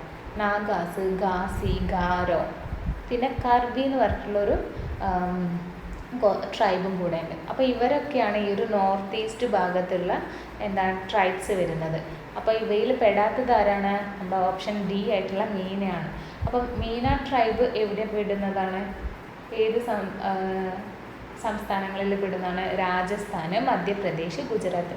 ഏകദേശം ഈ ഒരു ഭാഗത്തൊക്കെ ആയിട്ടുള്ള ട്രൈബാണ്, ഗോത്ര വിഭാഗങ്ങളാണ് നമ്മുടെ മീന ട്രൈബ് എന്ന് പറയുന്നത്. ഓക്കെ അല്ലേ. നെക്സ്റ്റ് ക്വസ്റ്റ്യൻ, ഇന്ത്യയുടെ തെക്കൻ മേഖലയിൽ ഉൾപ്പെടാത്ത ഗോത്രം ഏതാണെന്ന് ഓപ്ഷൻ കൊടുത്തിട്ടുണ്ട്. ടോഡ, കോയ, ചെഞ്ചു, കർബി. അപ്പോൾ ഞാൻ കുറച്ച് മുൻപേ പറഞ്ഞിട്ടുള്ളൂ അല്ലേ, നോർത്ത് ഈസ്റ്റ് ഭാഗത്താണ് ആര് വരുന്നത്? നമ്മുടെ കർബി വരുന്നതെന്ന് അല്ലേ. അപ്പം ബാക്കിയൊക്കെ അന്നേരം എന്തായിരിക്കും? ഇവർ പറഞ്ഞ പോലെ തെക്കൻ മേഖലയിൽ വരുന്നതായിരിക്കും ഈ ഒരു ടോഡ, കോയ, ചെഞ്ചു ഒക്കെ. കർബി മാത്രമാണ് നോർത്ത് ഈസ്റ്റ് വടക്ക് കിഴക്കൻ ഭാഗത്ത് വരുന്ന ട്രൈബ് വരുന്നത്. ഓക്കെ അല്ലേ. ഈ ഒരു കർബി ഗോത്രം ഇന്ത്യ അസം ഉണ്ടല്ലോ, അസമിലാണ് കേട്ടോ കാണുന്നത് കൂടുതലായിട്ടും. ഇത് തെക്കൻ മേഖലയിലുള്ള ഗോത്രങ്ങളിൽ ഉൾപ്പെടുന്നില്ല. നെക്സ്റ്റ് നമുക്ക് നോക്കാം. പറഞ്ച, കോന്താസ്, ബോന്ത, ഭൂമിയ, ഗഡംബ, ബുയിനസ്, കോരസ് എന്നിവയുമായി ബന്ധപ്പെട്ട ഇന്ത്യയിലെ മേഖല ഏതാണെന്നാണ് ചോദിച്ചത്. അപ്പോൾ ഈ ഒരു പറഞ്ചയും കോന്താസ് ഒക്കെ എന്താണ്? നമ്മുടെ ട്രൈബാണ് കേട്ടോ, ഗോത്ര വിഭാഗങ്ങളാണ് വരുന്നത്. അപ്പോൾ ഇവർ ബന്ധപ്പെട്ട ഇന്ത്യയിലെ മേഖല ഏതാണെന്നാണ് ചോദിക്കുന്നത്. ഓപ്ഷൻസ് ഉണ്ട്. കിഴക്കൻ മേഖല, പടിഞ്ഞാറൻ മേഖല, മധ്യമേഖല, വടക്ക് കിഴക്കൻ മേഖല. അപ്പോൾ ഇതിൽ ഇപ്പം ഞാൻ കുറച്ച് മുൻപേ പറഞ്ഞിട്ടുള്ള 2 ക്വസ്റ്റ്യൻസിലാണെങ്കിലും ഇതിൽ പറഞ്ഞിട്ടുള്ള ഗോത്ര വിഭാഗങ്ങളൊക്കെ ഒന്ന് പഠിച്ചു വെക്കണം കേട്ടോ. അപ്പോൾ ഇത് ഏത് മേഖലയിലാണെന്നാണ്. അപ്പോൾ നമുക്കിവിടെ ഓപ്ഷൻസ് വരുന്നത് കിഴക്കൻ മേഖലയാണ് റൈറ്റ് ആയിട്ടുള്ള ആൻസർ വരുന്നത്. അപ്പോൾ ഇത്തരം നേരത്തെ പറഞ്ഞ ഈ ഒരു പറഞ്ച, കോന്താസ് എന്ന് പറഞ്ഞിട്ടുള്ള എല്ലാ ഗോത്രങ്ങളും പ്രധാനമായിട്ട് ഒഡീഷ, ഛത്തീസ്ഗഡ്, പശ്ചിമ ബംഗാൾ തുടങ്ങിയിട്ടുള്ള കിഴക്കൻ സംസ്ഥാനങ്ങളിലാണ് കൂടുതലായിട്ട് കാണപ്പെടുന്നത്. അപ്പോൾ അതുകൊണ്ട് ആൻസർ എ ആണ് വരുന്നത്. ഇനി നെക്സ്റ്റ് നമുക്ക് നോക്കാം. തിബത്തൻ രാജാവായ നരദേവൻ തൻ്റെ മന്ത്രിയായ തോൻമി സബോട്ടയെ 16 പ്രശസ്ത പണ്ഡിതന്മാരോടൊപ്പം ഏത് സ്ഥലത്തേക്ക് പഠിക്കാൻ അയച്ചു? അപ്പം ശരിക്കും തിബത്തൻ രാജാവ് നരദേവന് അദ്ദേഹത്തിൻ്റെ മിനിസ്റ്ററെ തോൻമി സബോട്ടയെ ഇന്ത്യയിലേക്കാണ് അവരുടെ ഗ്രാജുവേഷൻ അല്ലെങ്കിൽ യൂണിവേഴ്സിറ്റി എന്നൊക്കെ നമ്മളിപ്പം പറയില്ലേ, സർവകലാശാലകൾ. അപ്പം ഇന്ത്യയിലെ വലിയ കലാശാലകളിലേക്ക് പഠിക്കാൻ വിട്ടിട്ടുണ്ടായിരുന്നു. അപ്പോൾ ഇതിൽ ഏതിലാണെന്നാണ് ചോദിച്ചിട്ടുള്ളത്. ഇവിടെ തോൽവി സബോട്ട വന്നിട്ടുള്ളത് മഗധയിലാണ് കേട്ടോ. അപ്പോൾ മഗധ എന്ന് പറഞ്ഞു കഴിഞ്ഞാൽ ആ ഒരു പ്രാചീന ഇന്ത്യയിലെ ഒരു പ്രധാനപ്പെട്ട വിദ്യാഭ്യാസ കേന്ദ്രങ്ങളിൽ ഒന്നായിരുന്നു. അപ്പോൾ അതുകൊണ്ട് തന്നെ ഈ ഒരു തോൽവി സബോട്ട ഇവിടെ വന്നതിനെ കൊണ്ട് തന്നെ അവരുടെ തിബത്തൻ ലിപി വികസിപ്പിച്ചെടുക്കുന്നതിൽ ഒരു സംഭാവന അദ്ദേഹം നൽകിയിട്ടുണ്ട്. ഓക്കെ, അപ്പോൾ ഉത്തരം ഏതാ വരുന്നത്? ഓപ്ഷൻ എ ആണ്, മഗധ. ഇനി താഴെ പറയുന്നവയിൽ അറബ് യാത്രികരല്ലാത്തത് ഏതാണ്? അപ്പോൾ അറബ് യാത്രികരല്ലാത്തത് ഏതാണെന്ന് പറയണമെങ്കിൽ ഏതൊക്കെയാണ് അറബ് യാത്രികരാണെന്ന് നോക്കാം. അപ്പോൾ അറബ് എന്ന് പറഞ്ഞതിനെ കൊണ്ട് കുറച്ച് അവരുടെ നെയിമിങ്ങിലും അത് റിഫ്ലക്റ്റ് ചെയ്യും, അത് പ്രതിഫലിക്കുന്നുണ്ടാവും അറബികളുടെ ആയിട്ട് പേരിന് സാമ്യം വരുന്നത്. അപ്പം സുലൈമാൻ, അൽ മസൂദി, ഇബ്ന് ഹൗഗൽ, അപ്പം ഇതൊക്കെ എന്താണ് ഒരു അറബ് നെയിംസ് ആണല്ലേ വരുന്നത്. അപ്പം താഴെ നമുക്ക് കൊടുത്തിട്ടുണ്ട് മുകളിൽ പറഞ്ഞവരൊന്നുമല്ല. അപ്പോൾ അതുകൊണ്ട് തന്നെ നമുക്ക് ആൻസർ മുകളിൽ പറഞ്ഞവരൊന്നുമല്ല തന്നെയാണ്. ഈ ഒരു സുലൈമാൻ, അൽ മസൂദി, ഇബ്ൻ ഹൗഗലൊക്കെ എല്ലാം അറബി വംശജനായിട്ടുള്ള യാത്രികരും ചരിത്രകാരന്മാരുമാണ് കേട്ടോ. അപ്പോൾ ഇതുകൊണ്ട് ഇവർ അറബിയുമായി ബന്ധപ്പെട്ട ആളല്ല എന്നത് തെറ്റായിട്ടുള്ളൊരു പ്രസ്താവനയാണ്. അപ്പോൾ ഇതിൽ പറഞ്ഞിട്ടുള്ളവർ ഒന്നുമല്ല, അതാണ് ശരിയായിട്ടുള്ള ആൻസറായിട്ട് തിരഞ്ഞെടുക്കേണ്ടത്. നെക്സ്റ്റ് വരുന്നത് 21ാമത്തെ ക്വസ്റ്റ്യൻ. താഴെ പറയുന്ന വാക്യങ്ങൾ വായിച്ച ശേഷം ശരിയോ തെറ്റോ എന്ന് തിരഞ്ഞെടുത്ത് എഴുതുക എന്നാണ്. താഴെ എന്താ കൊടുത്തിരിക്കുന്നത് നോക്കാം. കർണാടക സംഗീതത്തിലെ ഭക്തിസാന്ദ്രമായിട്ടുള്ള പ്രധാന രചനകളെ കൃതികൾ എന്ന് വിളിക്കുന്നു. ഇപ്പം എന്താണ് കർണാടക സംഗീതത്തിലുള്ള ഭക്തിസാന്ദ്രമായിട്ടുള്ള രചനകൾ അല്ലേ, അവിടെ നമ്മൾ കൃതികൾ, ഇതെല്ലാവരും ശരിയാക്കുന്നുണ്ടാവും. നോർമലി നമ്മൾ കൃതികൾ എന്നാണല്ലേ പറയുന്ന അത്തരത്തിലുള്ളത്. അപ്പോൾ ഇത് കർണാടക സംഗീതത്തിലാണെന്നേ ഉള്ളൂ. ഇത് ശരിയായിട്ടുള്ള ഒരു ആൻസറാണ്. അപ്പം ട്രൂ എന്നാണ് കേട്ടോ എഴുതി കൊടുക്കേണ്ടത്. ശരിയായതാണെങ്കിൽ നിങ്ങൾ മലയാളമാണല്ലോ, അപ്പോൾ ശരിയെന്ന് എഴുതി കൊടുത്താൽ മതി. ഓക്കെ, ഇനി ബി എന്ന് വെച്ച് കഴിഞ്ഞാൽ ജയദേവൻ്റെ ഗീതാഗോവിന്ദം മീരാബായിയുടെ കൃഷ്ണഭക്തിയാണ് ആസ്പദമാക്കുന്നത്. ഇത് ശരിയാണോ തെറ്റാണോ എന്നാണ് ചോദിക്കുന്നത്. അപ്പോൾ എന്താണ് ഈ ഒരു ജയദേവൻ്റെ ഗീതാഗോവിന്ദം? രാധാകൃഷ്ണ ഭക്തിയാണ് അല്ലേ ആസ്പദമാക്കുന്നത്. അപ്പോൾ ഇത് മീരാബായിയുടെ ഭക്തിയല്ല. അപ്പോൾ ഇതെന്താ, ഇതൊരു തെറ്റായിട്ടുള്ള സ്റ്റേറ്റ്മെൻറ്റാണ്. എന്താണ് ഒന്നും കൂടെ ഞാൻ പറഞ്ഞുതരാം. ഫസ്റ്റ് പറഞ്ഞത് ശരിയായിട്ടുള്ള സ്റ്റേറ്റ്മെൻറ്റാണ്. അപ്പം മലയാളം എഴുതുന്നവരാണെങ്കിൽ ശരിയെന്ന് എഴുതാം, ബാക്കിയുള്ളവർ ഈ ഒരു ഇതിൽ എന്താണ് ട്രൂ എന്നാണ് കേട്ടോ എഴുതി കൊടുക്കേണ്ടത്. നെക്സ്റ്റ് ക്വസ്റ്റ്യനിൽ എന്താണ്, ജയദേവൻ്റെ ഗീതാഗോവിന്ദം മീരാബായിയുടെ കൃഷ്ണഭക്തിയാണ് ആസ്പദമാക്കുന്നതെന്ന്. ഇത് തെറ്റായിട്ടുള്ള പ്രസ്താവനയാണ്. ജയദേവൻ്റെ ഗീതാഗോവിന്ദം എന്ന് വെച്ച് കഴിഞ്ഞാൽ രാധാകൃഷ്ണ ഭക്തിയെക്കുറിച്ചിട്ടാണ് ഇപ്പോൾ പറയുന്നത്, അല്ലാണ്ട് മീരാബായിയുടെ കൃഷ്ണഭക്തിയെക്കുറിച്ചിട്ടല്ല, ആസ്പദമാക്കിയിട്ടല്ല പറയുന്നത്. നെക്സ്റ്റ് നമുക്ക് നോക്കാം 22ാമത്തെ ക്വസ്റ്റ്യൻ. താഴെ പറയുന്ന വാക്യങ്ങൾ വായിച്ച് ശരിയോ തെറ്റോ എന്ന് തിരഞ്ഞെടുക്കുക. ഇനി കുറച്ചധികം ക്വസ്റ്റ്യൻസ് എന്താണ് ഇതേപോലെ ട്രൂവോ ഫോൾസോ എന്ന് എഴുതാൻ മാത്രമേ ഉള്ളൂ. അതിൻ്റെ എക്സ്പ്ലനേഷനൊന്നും ആരും ചോദിക്കുന്നില്ല. നിങ്ങൾക്കതെന്താണെന്ന് തോന്നുന്നത് അതേപോലെ എഴുതാം. മധ്യകാലഘട്ടത്തിൽ കാർഖാനകൾ ഉൽപ്പാദന കേന്ദ്രങ്ങളും കൂടാതെ കാർഖാനകൾ എന്ന് അറിയില്ലേ, കൂടാതെ യുവാക്കൾക്ക് പ്രായോഗിക പരിശീലനം നൽകുന്ന കേന്ദ്രങ്ങളുമായിരുന്നു. ഇത് ശരിയോ തെറ്റോ എന്നാണ്. അപ്പോൾ എന്താണ് ഇത് ശരിയായിട്ടുള്ളൊരു പ്രസ്താവനയാണ് അല്ലേ. കാർഖാനകൾ ഉൽപ്പാദന കേന്ദ്രങ്ങളായിരുന്നു, ഇത് പ്രായോഗിക പരിശീലനം അവിടെ നൽകിയിട്ടുണ്ടായിരുന്നു. ഇനി നെക്സ്റ്റ് വരുന്നത് അക്ബറുടെ ഭരണകാലത്ത് പ്രാഥമിക തലത്തിൽ ഗണിതം പഠനത്തിനാവശ്യമായ വിഷയമായി പ്രഖ്യാപിക്കപ്പെട്ടു. അപ്പോൾ അക്ബർ നല്ലൊരു അഡ്മിനിസ്ട്രേറ്റർ ആയിരുന്നു, അദ്ദേഹം നല്ല രീതിയിൽ ഭരണം കാഴ്ചവെച്ചിട്ടുണ്ടായിരുന്നു. അപ്പം ഈ ഒരു പ്രാഥമിക തലത്തിൽ തന്നെ ഇനീഷ്യൽ സ്റ്റേജിൽ തന്നെ അതെന്താണ് മാത്തമാറ്റിക്സ് പഠനത്തിന് ആവശ്യമായിട്ടുള്ളൊരു സബ്ജക്റ്റായിട്ട് തന്നെ അദ്ദേഹം പ്രഖ്യാപിച്ചു എന്നാണ് നമുക്ക് ക്വസ്റ്റ്യൻ തന്നിരിക്കുന്നത്. അത് ശരിയായിട്ടുള്ള ആൻസർ ആണ്.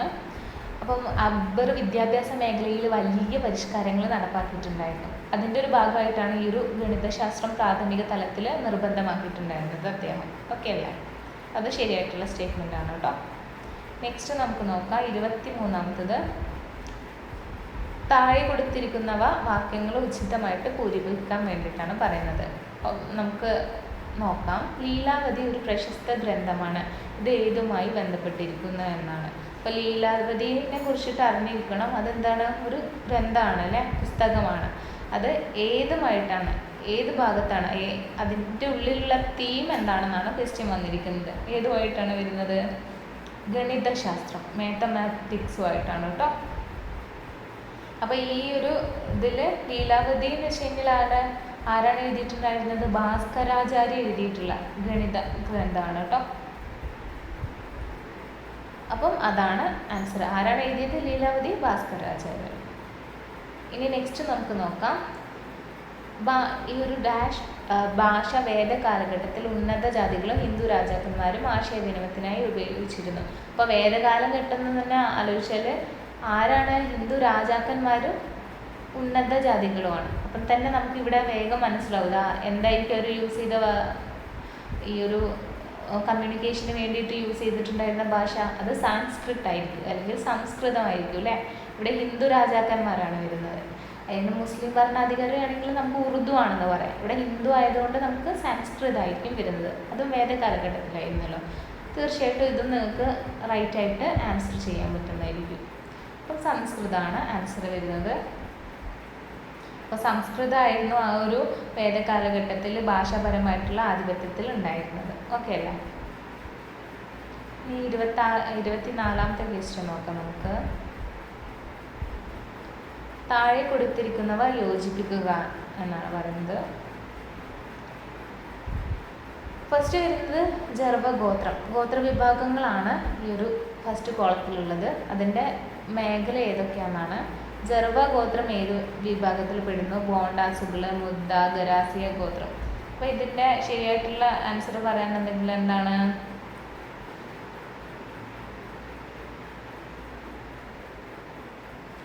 ജർവ ഗോത്രം ഉണ്ടല്ലോ, ദാറ്റ് ഈസ് അത് നമ്മുടെ ദ്വീപ് മേഖല, ഐലൻഡ് റീജിയൻസിലാണ് വരുന്നത്.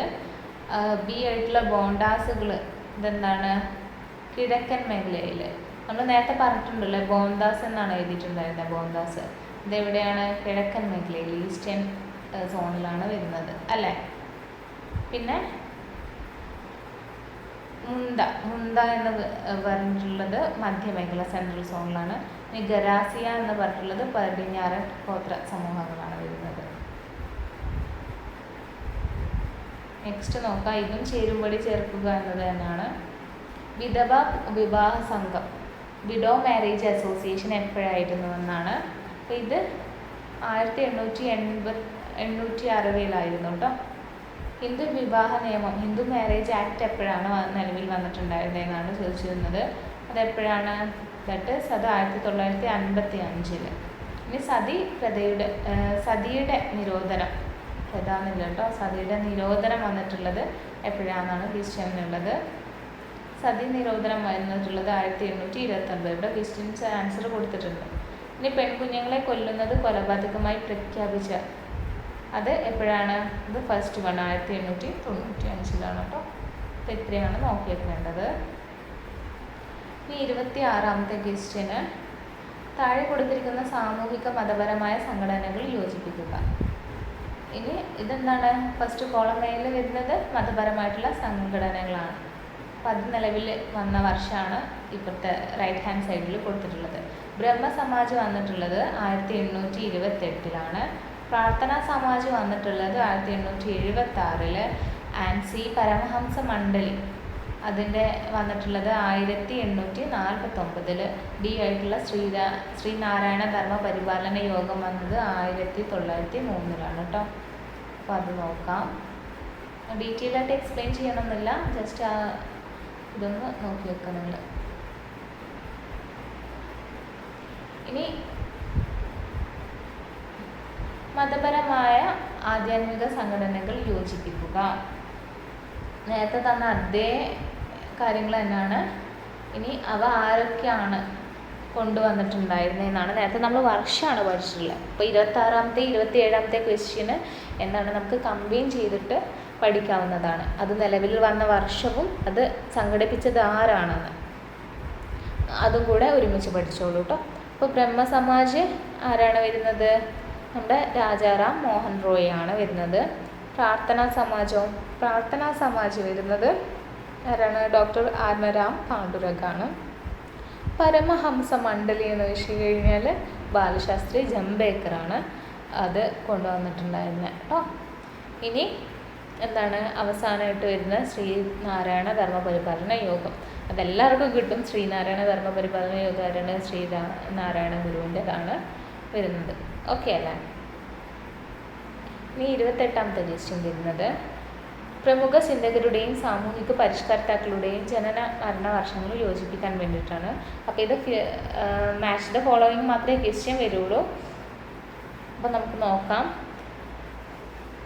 ഈ ഒരു സൈഡിലുള്ള ആരാണ്? ചിന്തകരാണ് അല്ലെങ്കിൽ സാമൂഹിക പരിഷ്കർത്താക്കളാണ്. അപ്പോൾ അവരുടെ ജനനം മരണ തീയതികളാണ് കേട്ടോ ചോദിച്ചിട്ടുള്ളത്. ഇതിപ്പം കുറച്ച് ടഫായിരിക്കും നിങ്ങൾക്ക്. എന്നിരുന്നാലും ഒന്നെങ്കിൽ നിങ്ങൾ ഓപ്ഷൻ ചൂസ് ചെയ്യുക, അല്ലെങ്കിൽ പഠിച്ച കാര്യങ്ങൾ ഓർമ്മയുള്ളതാണെങ്കിൽ എഴുതാം. ഇത്തരത്തിലുള്ള ക്വസ്റ്റ്യൻസ് ഒന്നും നമുക്ക് പറയാൻ പറ്റത്തുള്ളൂ അല്ലേ. അപ്പോൾ മഹാദേവ് ഗോവിന്ദ് റാനയുടെ 1838 അല്ലെങ്കിൽ 1884 കാലയളവിലാണ് ജനിച്ചിട്ടുണ്ടായിരുന്നത്. ബി ആയിട്ട് വരുന്ന ദേവേന്ദ്രനാഥ് ടാഗോർ വരുന്ന എപ്പോഴാണ്? 1817 മുതൽ 1905 വരെ ജീവിച്ചിട്ടുണ്ടായിരുന്നു. ഇനി ഡോക്ടർ ആത്മരാം പാണ്ഡുരംഗ് അല്ലേ, അദ്ദേഹം എപ്പോഴായിരുന്നു? 1825 മുതൽ 1898 വരെ ആയിരുന്നു. അവസാനം വരുന്ന കേശവ ചന്ദ്രസെന് വരുന്നത് എന്താണ്? 1842 മുതൽ 1901 കാലഘട്ടത്തിലായിരുന്നു. അപ്പോൾ അത് നോക്കിയേക്കാം. ഇനി 29ാമത്തെ ക്വസ്റ്റ്യൻ വിവിധ മതസാമൂഹിക പ്രസ്ഥാനങ്ങളുടെ സ്ഥാനം യോജിപ്പിക്കാൻ വേണ്ടിയിട്ടാണ്. അപ്പം വീണ്ടും 26ാമത്തെ 27ാമത്തെ ക്വസ്റ്റ്യൻ കൂടെ അല്ലാതെ സെയിം തന്നെ 29ാമത്തെ ക്വസ്റ്റ്യനും നമുക്ക് ആവർത്തിച്ചിട്ട് വന്നിട്ടുണ്ട് ലെഫ്റ്റ് ഹാൻഡ് സൈഡിൽ, അതായത് ഈ ഭാഗത്ത് ഈ ഒരു കോളത്തെ. അപ്പം നേരത്തെ മുൻപേ നമ്മൾ ഏതൊക്കെയായിരുന്നു അതിൻ്റെ ഓരോ സാമൂഹിക പ്രസ്ഥാനങ്ങളും നിലവിൽ വന്ന വർഷം, ഇതാരാണ് സംഘടിപ്പിച്ചത്, കാര്യങ്ങൾ 26ാമത്തെ 27ാമത്തെ ക്വസ്റ്റ്യനിൽ പഠിച്ചു. ഇനി 29ാമത്തെ ക്വസ്റ്റ്യനിൽ എന്താണ്? അത് ഏത് സംസ്ഥാനത്താണ് വന്നിട്ടുണ്ടായിരുന്നതെന്നാണ്. അപ്പം ഏതാണെന്ന് നമുക്ക് നോക്കാം അല്ലേ. ഫസ്റ്റത്തുള്ള ബ്രഹ്മസമാജ് എവിടെയാണ്? കൊൽക്കത്തയിലാണ് വന്നിട്ടുള്ളത്. ഇനി പ്രാർത്ഥനാ സമാജ് വന്നിട്ടുള്ളത് ബോംബെയിൽ. നമ്മുടെ പരമഹംസ മണ്ഡലി വന്നിട്ടുള്ളത് പൂനെയിലാണ്. അപ്പോൾ ശ്രീനാരായണ ധർമ്മ പരിപാലന യോഗ എവിടെയാണ്? കേരളത്തിലാണ് ആ പ്രസ്ഥാനം നിലവിൽ വന്നത്. ഓക്കെ അല്ലേ. ഇനി 30ാമത്തെ ക്വസ്റ്റ്യൻ താഴെ കൊടുത്തിരിക്കുന്ന വാക്യങ്ങൾ ശരിയോ തെറ്റോ എന്ന് തിരഞ്ഞെടുത്ത് എഴുതുക. അപ്പം അത് തിരഞ്ഞെടുത്ത് എഴുതാൻ വേണ്ടിയിട്ടാണ് ക്വസ്റ്റ്യൻ വന്നിരിക്കുന്നത്. ഓക്കെ അല്ലേ. ഗോപാൽ ഹരിദേശ്മുഖ് ലോകഹിത്വാരി ജ്യോതിരാവ് ഫൂലെ സ്ത്രീകളുടെ ഉന്നമനത്തിനായിട്ട് പ്രവർത്തിച്ചു. ഇത് ശരിയോ തെറ്റോ എന്നാണ്. ഇത് ശരിയായിട്ടുള്ള സ്റ്റേറ്റ്മെൻ്റാണ്. അപ്പോൾ ഈ ഹരിദേശ്മുഖും ജ്യോതിരാവ് ഫൂലെയും സ്ത്രീകളുടെ ഉന്നമനത്തിനായിട്ട് പ്രവർത്തിച്ചിട്ടുണ്ടായിരുന്നു കേട്ടോ. അപ്പോൾ അതൊരു ശരിയായിട്ടുള്ള സ്റ്റേറ്റ്മെൻ്റാണ്. ഇനി ബി ആയിട്ട് വരുന്നത് എന്താണ്? ഹെൻറി ലൂയി വിവിയൻ ഡെറോസിയോ സാഹിത്യം, തത്വചിന്ത, ചരിത്രം, ശാസ്ത്രം എന്നിവയെക്കുറിച്ചുള്ള സംവാദങ്ങൾക്കും ചർച്ചകൾക്കുമുള്ള ഒരു അസോസിയേഷനിലൂടെയും അധ്യാപനത്തിലൂടെയും തൻ്റെ ആശയങ്ങൾ പ്രോത്സാഹിപ്പിച്ചു. ഇതും ശരിയായിട്ടുള്ള ആൻസറാണ് വരുന്നത്. നമുക്ക് നോക്കാം. 31ാമത്തെ ക്വസ്റ്റ്യനാണ്. താഴെ കൊടുത്തിരിക്കുന്ന വാക്യങ്ങൾ ശരിയോ തെറ്റോ എന്ന് തിരഞ്ഞെടുത്ത് എഴുതുക. അപ്പോൾ എന്താണ് ഇതിൽ ഒരുപാട് ട്രൂ ഓർ ഫോൾസ് ക്വസ്റ്റ്യൻസ് ചോദിക്കാം നിങ്ങളോട്. ഓക്കെ, അപ്പം അത് ശരിയാണോ തെറ്റാണോ എന്ന് മാത്രം എഴുതിയാൽ മതി. ഒന്നെങ്കിൽ ശരി അല്ലെങ്കിൽ തെറ്റെന്ന് എഴുതിയാൽ മതി. അതിൻ്റെ എക്സ്പ്ലനേഷൻ ചോദിക്കുന്നില്ല കേട്ടോ. ഓപ്ഷൻ എ, അമീർ ഖുസ്രോയും അമീർ ഹസൻ ദെഹ്ലവിയും പേർഷ്യൻ ഭാഷയിൽ മികച്ച കവിതകൾ എഴുതിയിരുന്നു. അപ്പോൾ ഇത് ശരിയായിട്ടുള്ള സ്റ്റേറ്റ്മെൻ്റ് ആണോ എന്നാണ് ചോദിച്ചിട്ടുള്ളത്. ഉത്തരം എന്താണ്? ദാറ്റ് ഈസ് ട്രൂ ആണല്ലേ, അല്ലെങ്കിൽ ശരിയാണ്. കാരണം അമീർ ഖുസ്രു എന്ന് വെച്ച് കഴിഞ്ഞാൽ പേർഷ്യൻ കവിതയുടെ പിതാവ് എന്നറിയപ്പെടുന്ന ആളാണ്. അപ്പം അദ്ദേഹവും കൂടാതെ അമീർ ഹസൻ ദെഹ്ലവിയും രണ്ടുപേരും പേർഷ്യൻ ഭാഷയിൽ മികച്ച കവിതകൾ എഴുതിയിട്ടുണ്ടായിരുന്നു. ഓക്കെ. ഇനി കബീർ മതപരമായ സ്ഥാപനങ്ങളിൽ വിശ്വസിച്ചിരുന്നില്ല. എന്താണ്? ശരിയായിട്ടുള്ള സ്റ്റേറ്റ്മെൻ്റ് ആണോ? യെസ്, ഇറ്റ് ഈസ് ട്രൂ അല്ലേ. കബീർ എങ്ങനെയുള്ള ഒരാളായിരുന്നു? ഭക്തിപ്രസ്ഥാനത്തിൻ്റെ ആളായിരുന്നു അല്ലേ. അദ്ദേഹം സ്ഥാപനങ്ങളെയും കർശന മതവിശ്വാസങ്ങളെയും എതിർത്തിട്ടുണ്ടായിരുന്ന ഒരാളാണ്. അപ്പോൾ അത് ശരിയായിട്ടുള്ള സ്റ്റേറ്റ്മെൻറ്റ് തന്നെയാണ്. നെക്സ്റ്റ് 32ാമത്തെ ക്വസ്റ്റ്യൻ എന്താണെന്ന് നോക്കാം നമുക്ക്. താഴെ കൊടുത്തിരിക്കുന്ന വാക്യങ്ങൾ ശരിയോ തെറ്റോ എന്ന് തിരഞ്ഞെടുത്തെഴുതുക. ഇതും ഒരു ട്രൂ ഓർ ഫോൾസ് ക്വസ്റ്റ്യൻ ആണ്. 19ാം നൂറ്റാണ്ടിൻ്റെ അവസാനം വരെ ഗുരുമുഖി ലിപി പ്രധാനമായും ആദ്യ ഗ്രന്ഥം എഴുതുന്നതിനായി ഉപയോഗിച്ചു.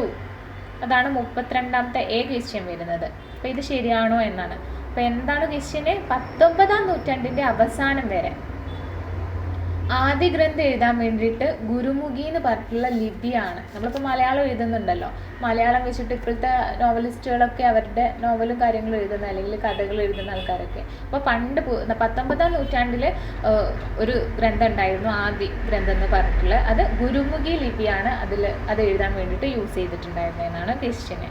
അത് ശരിയായിട്ടുള്ള ഒരു ആൻസറാണ് കേട്ടോ. ഗുരുമുഖി ലിപി പ്രധാനമായിട്ടും സിഖുകാരുടെ മതഗ്രന്ഥമായിട്ടുള്ള ഈ ഒരു ആദ്യ ഗ്രന്ഥം എഴുതുന്നതിനായിട്ടാണ് ഉപയോഗിച്ചത്. അപ്പോൾ ഒരു ഇൻഫർമേഷനും കൂടെ നിങ്ങൾക്ക് ഇവിടുന്ന് കിട്ടി. എന്താണ് ഈ ഒരു ആദ്യ ഗ്രന്ഥം എന്ന് വെച്ച് കഴിഞ്ഞാൽ സിഖുകാരുടെ മതഗ്രന്ഥമാണെന്ന്. ഓക്കെ, ഇനി ബി നോക്കാം. സിന്ധി സാഹിത്യ വളർച്ചയ്ക്ക് മിർസ ഖലീഷ് ബഗിനോ, ദേവാൻ കൗര മലീനോ എന്നിവർക്ക് പങ്കില്ല എന്നാണ്. അപ്പോൾ ഇത് ശരിയായിട്ടുള്ളതാണോ തെറ്റായിട്ടുള്ള സ്റ്റേറ്റ്മെൻ്റ് ആണോ എന്നാണ്. അപ്പോൾ ഇത് ഏതാണ്? ഇത് തെറ്റായിട്ടുള്ളൊരു സ്റ്റേറ്റ്മെൻ്റ് ആണ് കേട്ടോ. ഇവിടെ പ്രതിപാദിച്ചിരിക്കുന്ന മിർസ ഖലീഷ് ബഗിനോക്കും ദേവാൻ കൗര മലീനോക്കും സിന്ധി ഭാഷയുടെ വളർച്ചയ്ക്ക്, സാഹിത്യ വളർച്ചയ്ക്ക് ഏറ്റവും കൂടുതൽ സംഭാവന നൽകിയിട്ടുണ്ടായിരുന്ന വ്യക്തിത്വങ്ങളാണ് ഇവർ രണ്ടുപേരും. നെക്സ്റ്റ് 33ാമത്തെ ക്വസ്റ്റ്യൻ നോക്കാം നമുക്ക്. താഴെ കൊടുത്തിരിക്കുന്ന വാക്യങ്ങൾ ശരിയോ തെറ്റോ എന്ന് തിരഞ്ഞെടുത്ത് എഴുതുക. ഇതും ഒരു ട്രൂ ഓർ ഫോൾസ് ക്വസ്റ്റ്യൻ ആണ്. ഭക്തി സന്യാസിമാർ മതത്തിലെ കർശനത്വത്തെയും ആരാധനാ വസ്തുക്കളെയും വിമർശിച്ചു. അപ്പോൾ ഇത് ശരിയാണോ എന്ന്. ഭക്തി സന്യാസിമാർ അവരുടെ ഒരു ഇതെന്താണ്? ഏകദൈവം എന്നാണ് അല്ലേ. അവർക്കൊരു വിഗ്രഹാരാധന, ഐഡോൾ വേർഷിപ്പിൽ അവർ വിശ്വസിച്ചിട്ടുണ്ടായിരുന്നില്ല.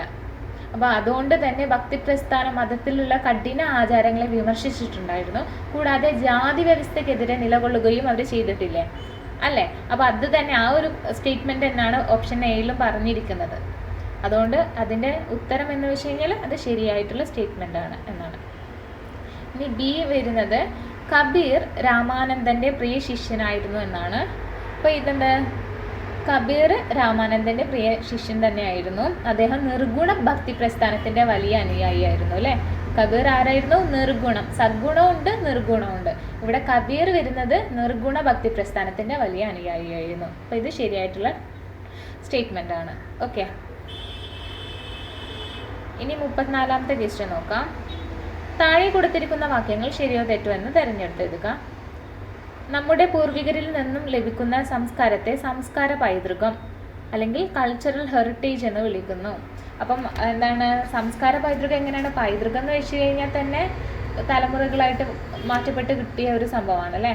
അപ്പോൾ അതുകൊണ്ട് തന്നെ നമ്മൾ നമ്മുടെ പൈതൃകത്തെ സംസ്കാര പൈതൃകം എന്ന് വിളിക്കുന്നുണ്ട്. ഓക്കെ അല്ലേ. അപ്പോൾ അത് ശരിയായിട്ടുള്ള സ്റ്റേറ്റ്മെൻ്റ് ആണ്. നെക്സ്റ്റ് നമുക്ക് നോക്കാം. സംസ്കാരം വ്യക്തികൾക്ക് അനുവദനീയമായ പെരുമാറ്റ മാതൃകകളൊന്നും നൽകുന്നില്ല. അപ്പം ഇത് ശരിയായിട്ടുള്ള സ്റ്റേറ്റ്മെൻ്റ് ആണോ? ഒരു സംസ്കാരത്തിലെ സംസ്കാരങ്ങൾ എന്നിവയിലൂടെ ആളുകൾക്ക് അവരുടെ ഒരു പെരുമാറ്റ മാതൃകകൾ രൂപപ്പെടുത്തുന്നതിൽ അത് സ്വാധീനം ചെലുത്തുന്നില്ലേ അല്ലേ. നമ്മുടെ സംസ്കാരമല്ല, നമ്മുടെ കൾച്ചറല്ല. വേറെ ഫോറിൻ കൺട്രീസിൽ പോയി നോക്കുന്നതാണെങ്കിൽ അവരുടെ കൾച്ചർ വേറെയാണ് അല്ലേ. അപ്പോൾ അത് നമ്മളുടെ പെരുമാറ്റവും അവരുടെ പെരുമാറ്റവും തമ്മിൽ വലിയ ഡിഫറൻസ് വരുത്തുന്നുണ്ട്. അപ്പോൾ ഇവിടെ പറഞ്ഞിരിക്കുന്ന ഈ ഒരു സ്റ്റേറ്റ്മെൻറ്റ് ശരിയാണോ?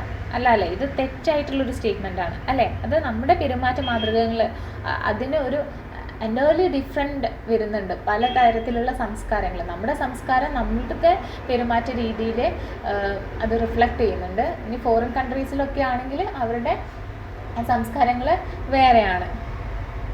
ഓക്കെ, അപ്പോൾ ഇത് തെറ്റായിട്ടുള്ള സ്റ്റേറ്റ്മെൻ്റ് ആണ്. ഇനി നമുക്ക് നെക്സ്റ്റ് നോക്കാം. 35ാമത്തെ ക്വസ്റ്റ്യന്. ഇതും ഒരു ട്രൂ ഓർ ഫോൾസ് ക്വസ്റ്റ്യൻ തന്നെയാണ്. സത്യവും സൗന്ദര്യവും നന്മയും, that is truth, beauty, goodness സംസ്കാരവുമായി ബന്ധപ്പെട്ട മഹത്തായ മൂല്യമാണെന്ന്. ഇത് ശരിയാണോ? ശരിയായിട്ടുള്ളൊരു സ്റ്റേറ്റ്മെൻ്റ് ആണ്. എന്തുകൊണ്ടാണ് അങ്ങനെ പറയുന്നത്?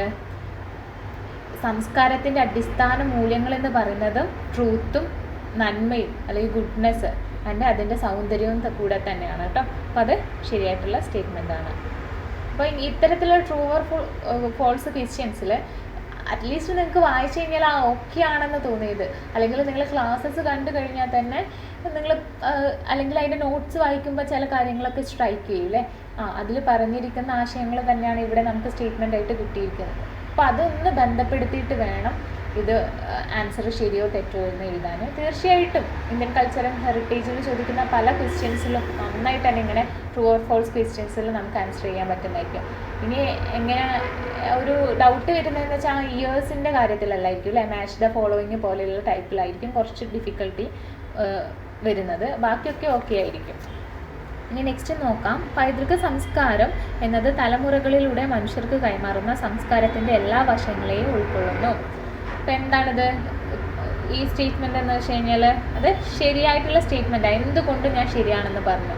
ഇപ്പം അല്ലെങ്കിൽ പൈതൃകം അല്ലെങ്കിൽ നമ്മുടെ സംസ്കാരം അതെന്താണ്, പണ്ട് മുതൽ പുതിയ ഈ തലമുറകളിലേക്ക് ഇങ്ങനെ കൈമാറി കൊടുത്തിട്ടുള്ള അതാണല്ലേ. ആ ഒരു സംസ്കാരങ്ങൾക്ക് അതിൻ്റേതായിട്ടുള്ള മൂല്യങ്ങളുണ്ട്, പിന്നെ പല തരത്തിലുള്ള പതിവുകളും അതിൽ അടങ്ങിയിരിക്കുന്നുണ്ട്. അതുകൊണ്ട് തന്നെ നമുക്ക് പറയാം പൈതൃക സംസ്കാരം എന്നത് തലമുറകളിലൂടെ മനുഷ്യർക്ക് കൈവരുന്ന സംസ്കാരത്തിൻ്റെ എല്ലാ വശങ്ങളെയും ഉൾക്കൊള്ളുന്ന ഒന്നാണെന്ന്. അപ്പോൾ അത് ശരിയായിട്ടുള്ള സ്റ്റേറ്റ്മെൻറ്റാണ്. ഓക്കെ. ഇനി നെക്സ്റ്റ് 36 മുതലുള്ള ക്വസ്റ്റ്യൻസ് സബ് ക്വസ്റ്റ്യൻസ് ഉണ്ടാവും, ഒരു ഓർ ക്വസ്റ്റ്യൻ എന്ന രീതിയിൽ. ഓക്കെ, സബ് ക്വസ്റ്റ്യൻ അല്ല, ഓർ ക്വസ്റ്റ്യൻ എന്ന രീതിയിൽ. അപ്പോൾ ഇവിടെ 36ാമത്തത് 2 ക്വസ്റ്റ്യൻ ചോദിച്ചിട്ടുണ്ട്. അതിൽ ഏതെങ്കിലും ഒന്ന് നിങ്ങൾക്ക് ഇഷ്ടപ്പെട്ടത് എടുത്താൽ മതി. ഇവിടെ അഥവാ എന്ന് അവർ എഴുതിയിട്ടുണ്ടോ, അല്ലെങ്കിൽ ഓർ എന്ന് എഴുതിയതാണെങ്കിൽ ഏതെങ്കിലും ഒന്ന്, 2 ക്വസ്റ്റ്യനിൽ ഏതെങ്കിലും ഒന്ന് നിങ്ങൾ അറ്റൻഡ് ചെയ്താൽ മതി. അപ്പോൾ നിങ്ങൾക്ക് ഏറ്റവും കൂടുതൽ അറിയുന്ന ആൻസർ ചെയ്യാൻ പറ്റുന്ന ക്വസ്റ്റ്യൻ ആയിരിക്കണം ചൂസ് ചെയ്യേണ്ടത്. ഇതിപ്പോൾ 36ാമത്തെ ക്വസ്റ്റ്യൻ്റെ കേസിൽ നോക്കാം. സംസ്കാരം എന്ന വാക്കിൻ്റെ അർത്ഥം എന്ത്? അപ്പം നിങ്ങൾ എന്താണ് സംസ്കാരം, നമ്മുടെ കൾച്ചർ ആൻഡ് ഇൻട്രൊഡക്ഷൻ എന്ന് പറഞ്ഞിട്ടുള്ള ചാപ്റ്റർ നമുക്ക് വരുന്നുണ്ട് അല്ലേ, അതിൽ പറയുന്നുണ്ട് സംസ്കാരം എന്താ കാര്യങ്ങളൊക്കെ. എന്നിരുന്നാൽ പോലും ഇവിടെ ഒരു ഉത്തരം കൊടുത്തിട്ടുണ്ട്, നമുക്ക് നോക്കാം. അപ്പോൾ ഇത്തരത്തിൽ 2 മാർക്കിനായിരിക്കും ക്വസ്റ്റ്യൻസ് വരുന്നത്. അപ്പം ഈ ചെറിയ ഷോർട്ട് വേർഡ്സിൽ നിങ്ങൾ എഴുതിയാൽ മതി. സംസ്കാരം മനുഷ്യർ നിർമ്മിച്ച പരിസ്ഥിതിയാണ് പ്രതിനിധാനം ചെയ്യുന്നത്. ഒരു തലമുറയിൽ നിന്ന് മറ്റൊരു തലമുറയിലേക്ക് കൈമാറപ്പെടുന്ന വസ്തുതകളും ആചാരങ്ങളും സാമൂഹിക സംരക്ഷണങ്ങൾ, ഭാഷ, കല, മതം എന്നിവയെല്ലാം ഇതിൽ ഉൾപ്പെടുന്നു. അപ്പോൾ എന്തൊക്കെയാണ് സംസ്കാരം എന്ന് വെച്ച് കഴിഞ്ഞാൽ ഒരു തലമുറയിൽ നിന്ന് മറ്റൊരു തലമുറയിലേക്ക് കൈമാറപ്പെടുന്നതാണ്. അവയിൽ എന്തൊക്കെ ഉൾപ്പെടുന്നുണ്ട്? ആചാരങ്ങളുണ്ട്, സാമൂഹിക സംരക്ഷണങ്ങളുണ്ട്, കൂടാതെ നമ്മൾ ഏത് മതത്തിലാണ് വിശ്വസിക്കുന്നത് അത്, പിന്നെ നമ്മുടെ ഭാഷ, കലകൾ, നമ്മൾ കൊണ്ടു നടക്കുന്ന കലകൾ, അതൊക്കെ ഈ ഒരു സംസ്കാരത്തിൻ്റെ ഭാഗമാണ്. അപ്പം നിങ്ങൾക്ക് എന്താണോ സംസ്കാരത്തിനെ കുറിച്ച് അറിയുന്നത് അതൊക്കെ എഴുതി കൊടുത്താൽ മതി. ഇങ്ങനെ തന്നെ എഴുതണം എന്നില്ല, വേറെ വേർഡ്സിൽ നിങ്ങളുടെ ഓൺ പോയിന്റ്സിലും കൂടെ എഴുതാം. ഓക്കെ. ഇനി നെക്സ്റ്റ് ക്വസ്റ്റ്യൻ എന്താ വരുന്നത്? സിവിലൈസേഷൻ എന്ന വാക്കിൻ്റെ അർത്ഥം എന്താണ്? സിവിലൈസേഷൻ എന്ന് വെച്ച് കഴിഞ്ഞാൽ എന്താണ്? ഇപ്പോൾ അതിൻ്റെ ഉത്തരം കൊടുത്തിട്ടുണ്ട്. മികച്ച ജീവിതശൈലി പുലർത്തുന്നതിനെയും പ്രകൃതിയെ അവരുടെ ആവശ്യങ്ങൾക്കനുസരിച്ച് മറിക്കുന്നതിനെയും പ്രതിനിധീകരിക്കുന്നു. ഓക്കെ, സിവിലൈസേഷൻ അല്ലേ.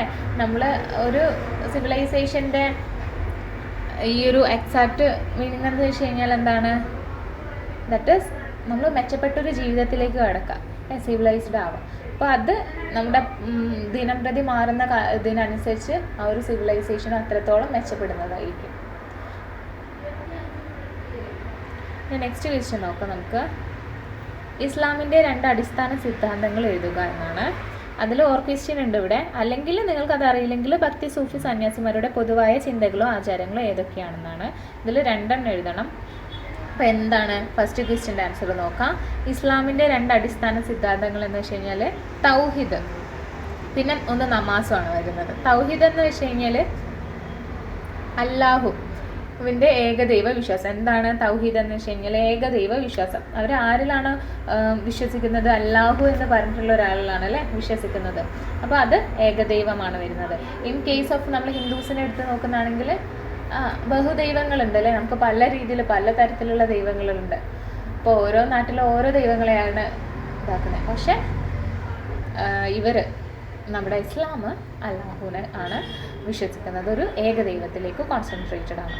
ഇനി അതിൻ്റെ നമാസ് എന്ന് വെച്ച് കഴിഞ്ഞാൽ എന്താണ്? അവർ ദിവസത്തിൽ 5 പ്രാവശ്യം പ്രാർത്ഥിക്കുന്നുണ്ട് അല്ലേ. അപ്പോൾ അതിനെയാണ് നമാസ് എന്ന് പറയുന്നത്. അപ്പോൾ ഇതാണ് ഇസ്ലാമിൻ്റെ 2 അടിസ്ഥാന സിദ്ധാന്തങ്ങൾ എന്ന് പറയുന്നത്. ഓക്കെ, ഇനി രണ്ടാമത്തെ ക്വസ്റ്റ്യൻ നമ്മൾ എന്താ ചോദിച്ചിട്ടുണ്ടായിരുന്നത്? ഭക്തി സൂഫി സന്യാസിമാരുടെ പൊതുവായ ചിന്തകളോ ആചാരങ്ങളോ ഏതൊക്കെയെന്നാണ്. അതിൽ 2 എഴുതിയാൽ മതി. അപ്പം അവരുടെ ആചാരങ്ങളും ചിന്തകളും എന്താണ്? സൂഫി ഭക്തി സന്യാസിമാർ ദൈവവുമായി ഒരുമിക്കുന്നതിൻ്റെ ആവശ്യം നിശ്ചയിച്ചു. എന്താണ്? അവർ കൂടുതലായിട്ട് ദൈവമായിട്ട് കണക്റ്റഡ് ആണ് അല്ലേ? ഭക്തി സന്യാസിമാരൊക്കെ കൂടുതലും എങ്ങനെയാണ്? പാട്ടിലൂടെയും നമ്മളിപ്പം പറയാറില്ല, ഇങ്ങനെ ഒരു പ്രാദേശികമായിട്ടുള്ള ഭാഷകൾ യൂസ് ചെയ്തിട്ടൊക്കെയാണ് കൂടുതൽ ദൈവത്തോട് അടുത്ത് നിൽക്കുക എന്നാണ് അവരുടെ ഒരു പ്രമാണമായിട്ട് വരുന്നത്. അതുകൊണ്ട് തന്നെ ദൈവവുമായി ഒരുമിക്കുന്നതിൻ്റെ ആവശ്യമാണ് കൂടുതലായിട്ട് അവർ പറയുന്നത്, മുൻപോട്ട് വയ്ക്കുന്ന ആശയങ്ങൾ. പിന്നെ അവർ സ്നേഹം, ഭക്തി എന്നിവയെ ദൈവാനുഭവത്തിനായുള്ള പ്രധാന മാർഗമായി കണക്കാക്കി. എങ്ങനെയാണ് കൂടുതലായിട്ടും അവരുടെ ഭക്തി എന്ന് വെച്ച് കഴിഞ്ഞാൽ സ്നേഹം, അതൊക്കെ ദൈവത്തെ അറിയുക എന്നത് ഇതിലൂടെയാണ് പ്രാപ്തമാകുന്നത്. അത്തരം കാര്യങ്ങളാണ് അവർ കൂടുതൽ എന്താണ് അവരുടെ ആശയങ്ങൾ, അല്ലെങ്കിൽ അതൊക്കെ മനസ്സിൽ വിചാരിച്ചിട്ടുണ്ടായിരുന്നത്. ഓക്കെ, ഇനി 38ാമത്തെ ക്വസ്റ്റ്യൻ എന്ന് വെച്ച് കഴിഞ്ഞാൽ ബ്രഹ്മസമാജിൻ്റെ 2 പ്രധാന സിദ്ധാന്തങ്ങൾ എഴുതുക.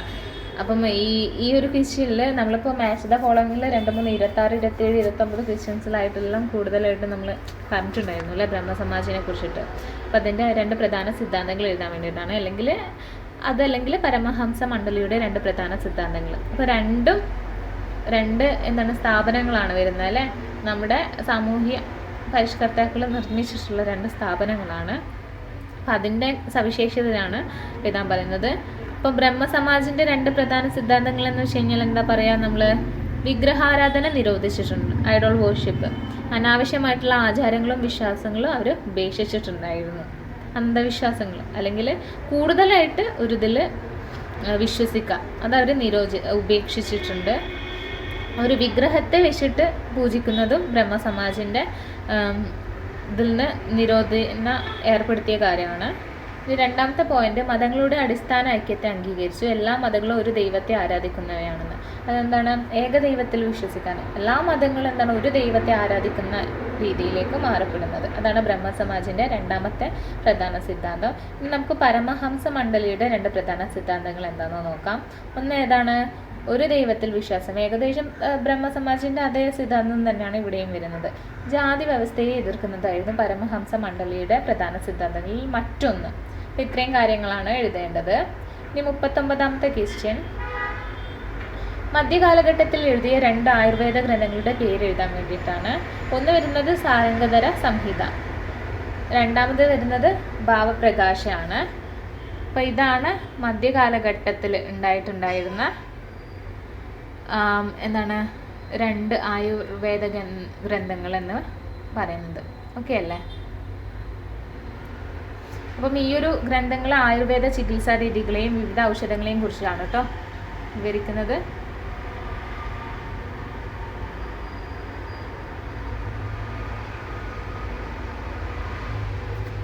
ഇനി നെക്സ്റ്റ് നോക്കാം നമുക്ക്. മധ്യകാലഘട്ടത്തിലെ പ്രശസ്ത മദ്രസകളിൽ ഏതെങ്കിലും 2 എണ്ണം എഴുതാൻ വേണ്ടിയിട്ടാണ്. മധ്യകാലഘട്ടത്തിലാണ് കേട്ടോ, മിഡീവൽ ഇന്ത്യ പീരീഡിൽ വരുന്നത്. ഒന്ന് മൂൽസി മദ്രസ, അത് ഡൽഹിയിലാണ് സിറ്റുവേറ്റ് ചെയ്യുന്നത്. പിന്നെ ഫിറോസി മദ്രസ ആണ്, ഡൽഹിയിൽ തന്നെയാണ് അതും വരുന്നത്. അപ്പം ഈ ഒരു മദ്രസ എന്ന് പറഞ്ഞത് ഇസ്ലാമിക വിദ്യാഭ്യാസം, തത്വശാസ്ത്രം, ശാസ്ത്രം തുടങ്ങിയിട്ടുള്ള മേഖലകളിലാണ് പഠനം നൽകുന്നത്. അപ്പോൾ ഇവയുടെ പ്രധാന കേന്ദ്രങ്ങളാണ് എന്താണ് ഡൽഹി വരുന്നത്. ഓക്കെ അല്ലേ? നെക്സ്റ്റ് ക്വസ്റ്റ്യൻ നോക്കാം നമുക്ക്. മനുഷ്യ ജീവിതത്തിൽ സംസ്കാരത്തിൻ്റെ പ്രാധാന്യം എന്ത്? അതല്ലെങ്കിൽ നിങ്ങൾ സംസ്കാരത്തിൻ്റെ പൊതുവായ ഗുണങ്ങളെക്കുറിച്ച് എഴുതാനാണ് 2ാമത്തെ ഉത്തരം പറയുന്നത്. ഇത് കുറച്ച് ലോങ് ടൈപ്പ് ക്വസ്റ്റ്യൻസ് ആണ് കേട്ടോ ഇവിടെ നിന്ന് വരുന്നത്. അപ്പോൾ അതിൽ നോക്കാം. ഫസ്റ്റ് എന്താണ്? മനുഷ്യ ജീവിതത്തിൽ സംസ്കാരത്തിൻ്റെ പ്രാധാന്യം. സംസ്കാരത്തിൻ്റെ പ്രാധാന്യം എന്താണ് മനുഷ്യ ജീവിതത്തിൽ? ഒന്ന് വരുന്നത് സംസ്കാരവും ജീവിതവും പരസ്പരം ബന്ധപ്പെട്ട് കിടക്കുന്നു അല്ലേ? നമ്മുടെ സംസ്കാരമാണ് അതിനെ റിഫ്ലക്റ്റ് ചെയ്യുന്നത് നമ്മുടെ ജീവിതം. നമ്മൾ ഏത് കൾച്ചറിലാണോ വളർന്നത് ആ രീതിയിലായിരിക്കും നമ്മളുടെ ജീവിത ചുറ്റുപാടുകളും നമുക്ക് ഓരോ കാര്യങ്ങളോടുള്ള നിലപാടുകളും. പിന്നെ ആചാരങ്ങൾ, വിശ്വാസങ്ങൾ, സംസ്കാര പൈതൃക എന്നിവ മനുഷ്യരെ വ്യത്യസ്തരാക്കുന്നു. അല്ലേ? ഓരോരുത്തർക്കും ഡിഫറെൻറ്റ് കൾച്ചേഴ്സാണ്, അതുകൊണ്ട് തന്നെ ഡിഫറെൻ്റ് ആയിട്ടാണ് അവരുടെ പല കാര്യങ്ങളും. അതുകൊണ്ടാണ് നമ്മൾ എന്താണ് ഓരോ സ്ഥലത്ത് വിസിറ്റ് ചെയ്യുമ്പോഴും അവരുടെ സംസ്കാരങ്ങളെ തൊട്ടറിയാനും ശ്രമിക്കുന്നത്. അല്ലേ? ഇനി സംസ്കാരം നമ്മെ ജീവിതം എങ്ങനെ നയിക്കണമെന്ന് അത് പഠിപ്പിക്കുന്നു. തീർച്ചയായിട്ടും അത് നല്ല രീതിയിൽ സംസ്കാരം നമ്മളെ പ്രതിഫലിപ്പിക്കുന്നുണ്ട് നമ്മുടെ ജീവിത രീതിയിൽ. മതപരമായ ഐക്യവും സംസ്കാരത്തിൻ്റെ പൈതൃകത്തിൻ്റെയും സംരക്ഷണം സഹായിക്കുന്നുണ്ട്. ആധുനിക ലോകത്ത് പരസ്പര സഹവാസത്തിനും മതസൗഹാർദ്ദത്തിനും സംസ്കാര പഠനം ആവശ്യമായിട്ടുണ്ട്. അപ്പോൾ ഇത്രയും കാര്യങ്ങളാണ് എന്തിൻ്റെ അണ്ടറിൽ വരുന്ന ഫസ്റ്റ് ക്വസ്റ്റ്യൻ ആയിട്ടുള്ള മനുഷ്യ ജീവിതത്തിൽ സംസ്കാരത്തിൻ്റെ പ്രാധാന്യം എന്ത് എന്നതിൽ എഴുതേണ്ടത്.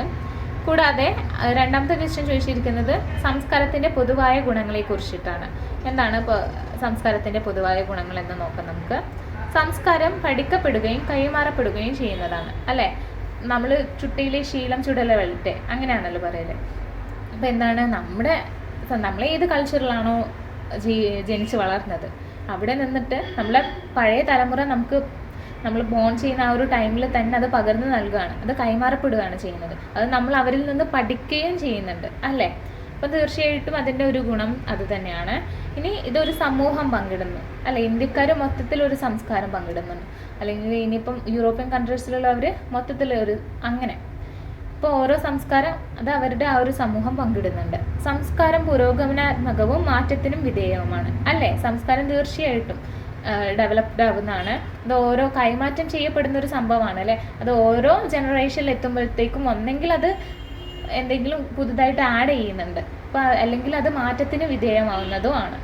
ഇനി ഇത് വിവിധ തരത്തിലുള്ളതും ചലനാത്മകവുമാണ്. അപ്പോൾ എന്താണ് വിവിധ തരത്തിലുള്ളതെന്ന് ഉദ്ദേശിച്ച് കഴിഞ്ഞാൽ ഓരോ സ്ഥലത്തും ഓരോ കൾച്ചേഴ്സാണ് വരുന്നത്. പിന്നെ ഇത് സ്റ്റാറ്റിക് അല്ല. ഓക്കെ,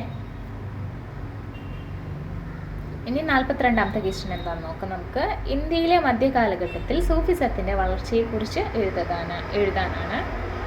അപ്പം ഇവിടുന്ന് നിങ്ങൾക്ക് സൂഫിസം എന്താണെന്ന് കിട്ടും. ഇതിൽ തന്നെ ആൻസേഴ്സ് കൊടുത്തിട്ടുണ്ട്. ഫൈനൽ എക്സാമിന് എന്താണ് പല കാര്യങ്ങളും ഈ ഒറ്റൊരു PDF തന്നെ നിങ്ങൾക്ക് മനസ്സിലാക്കി എടുക്കാൻ പറ്റുന്നതായിരിക്കും കേട്ടോ.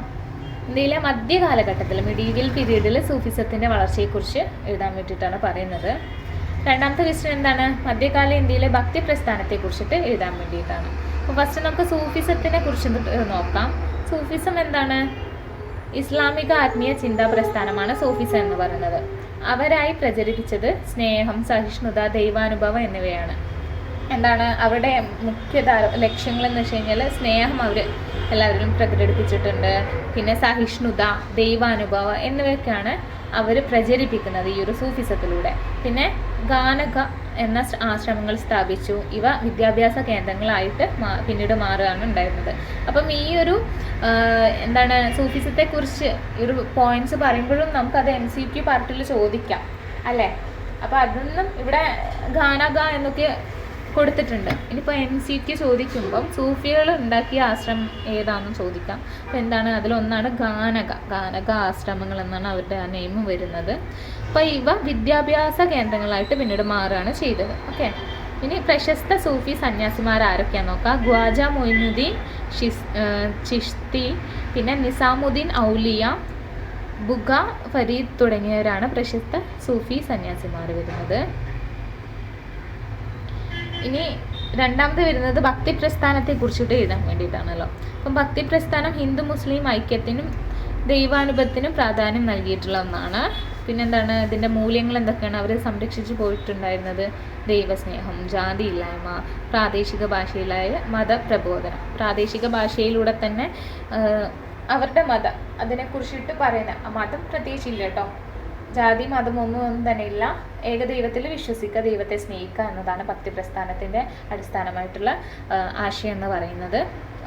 വാമൊഴിയായിട്ട് അല്ലെങ്കിൽ പാട്ടിലൂടെ ഒക്കെയാണ് പല ഭക്തി സന്യാസിമാരും ദൈവത്തെ ആരാധിച്ചിട്ടുണ്ടായിരുന്നത്. ഓക്കെ, ഇവിടെ പ്രമുഖ ഭക്തി സന്യാസിമാർ ആരൊക്കെയെന്ന് നോക്കാം. കബീർ, മീരാബായി, തുളസീദാസ്, ഗുരുനാനാക്ക് എന്നിവരാണ് പ്രമുഖമായിട്ടുള്ള ഭക്തി സന്യാസിമാർ. ഈ 43ാമത്തെ ക്വസ്റ്റ്യൻ നമുക്ക് എന്താണെന്ന് നോക്കാം. മിഥില ചിത്രകലയുടെ പ്രധാന സവിശേഷതകൾ എന്തൊക്കെയാണ്? അല്ലെങ്കിൽ ജനപ്രിയ സംഗീതത്തെക്കുറിച്ച് കുറിപ്പ് എഴുതാൻ വേണ്ടിയിട്ടാണ്. അപ്പോൾ ഫസ്റ്റ് മിഥില ചിത്രകല എന്താണെന്ന് നോക്കാം. മിഥില അല്ലെങ്കിൽ മധുബനി എന്നാണ് അതിനെക്കുറിച്ച് പറയുന്നത് കേട്ടോ. മധുബനി അല്ലെങ്കിൽ മിഥില എന്നാണ് ആ ഒരു ചിത്രകലേൻ്റെ പേര് വരുന്നത്. ബീഹാറിലാണ് ഇത് വരുന്നത്. ഇതൊരു പരമ്പരാഗത കലാരൂപമാണ് കേട്ടോ. പശുവിൻ്റെ ചാണകവുമായിട്ട് ചേർത്തലിയിച്ച കൂടാതെ പ്രകൃതിദത്ത നിറങ്ങൾ ഉപയോഗിച്ചിട്ടാണ് എന്താണ് ഈ ഒരു മിഥില ചിത്രകല വരയ്ക്കുന്നത്. പിന്നെ ഭാഗവത കഥകളും ഹിന്ദു ദേവതകളുടെ ചിത്രങ്ങളും പ്രതിപാദിക്കുന്നു. അപ്പോൾ ഇതിൻ്റെ തീം എന്താണ് മിഥില ചിത്രകലയുടെ? നമ്മളിപ്പോൾ ഒരു പേപ്പറിൽ എന്തെങ്കിലും അല്ലെങ്കിൽ ഇതിപ്പോൾ ഒരു ഇതിൽ ക്യാൻവാസിൽ നമ്മൾ ചെയ്യുമ്പോൾ അതിനെന്തെങ്കിലും തീം ഉണ്ടായിരിക്കുമല്ലോ. ഇപ്പം നമ്മൾ വരയ്ക്കാൻ ഉദ്ദേശിക്കുന്ന ഒരു പെൺകുട്ടിയുടെ ചിത്രമാണെങ്കിൽ അതാണ് തീം. അപ്പോൾ ഇവരുടെ തീം എന്താണ്? ഭാഗവത കഥകളും ഹിന്ദു ദേവതകളുടെ ചിത്രങ്ങളൊക്കെയാണ് ഈ ഒരു മിഥില ചിത്രകലയിൽ ഉണ്ടായിരുന്നത്. ഓർക്ക ബീഹാറിലാണ് കേട്ടോ ഇതുള്ളത്. ഇനി വിവാഹ ചടങ്ങുകൾ, പൊതു ആഘോഷങ്ങൾ എന്നിവയുടെ ചിത്രീകരണങ്ങളൊക്കെ ഇതിലൂടെ ചെയ്യുന്നതായിരിക്കും. ഓക്കെ, ഇനി ഓർക്കസ്ട്രയാണ് വരുന്നത്. ജനപ്രിയ സംഗീതത്തെക്കുറിച്ചിട്ടാണ് എന്താണ് കുറിപ്പ് എഴുതാൻ പറഞ്ഞിട്ടുണ്ടായിരുന്നത് അല്ലേ. അപ്പോൾ ഇന്ത്യയിൽ കലാസംഗീതങ്ങളുടെ സമൃദ്ധിയും ജനസംഗീതത്തിനുള്ള പ്രാധാന്യവും ഏറെയായിരുന്നു.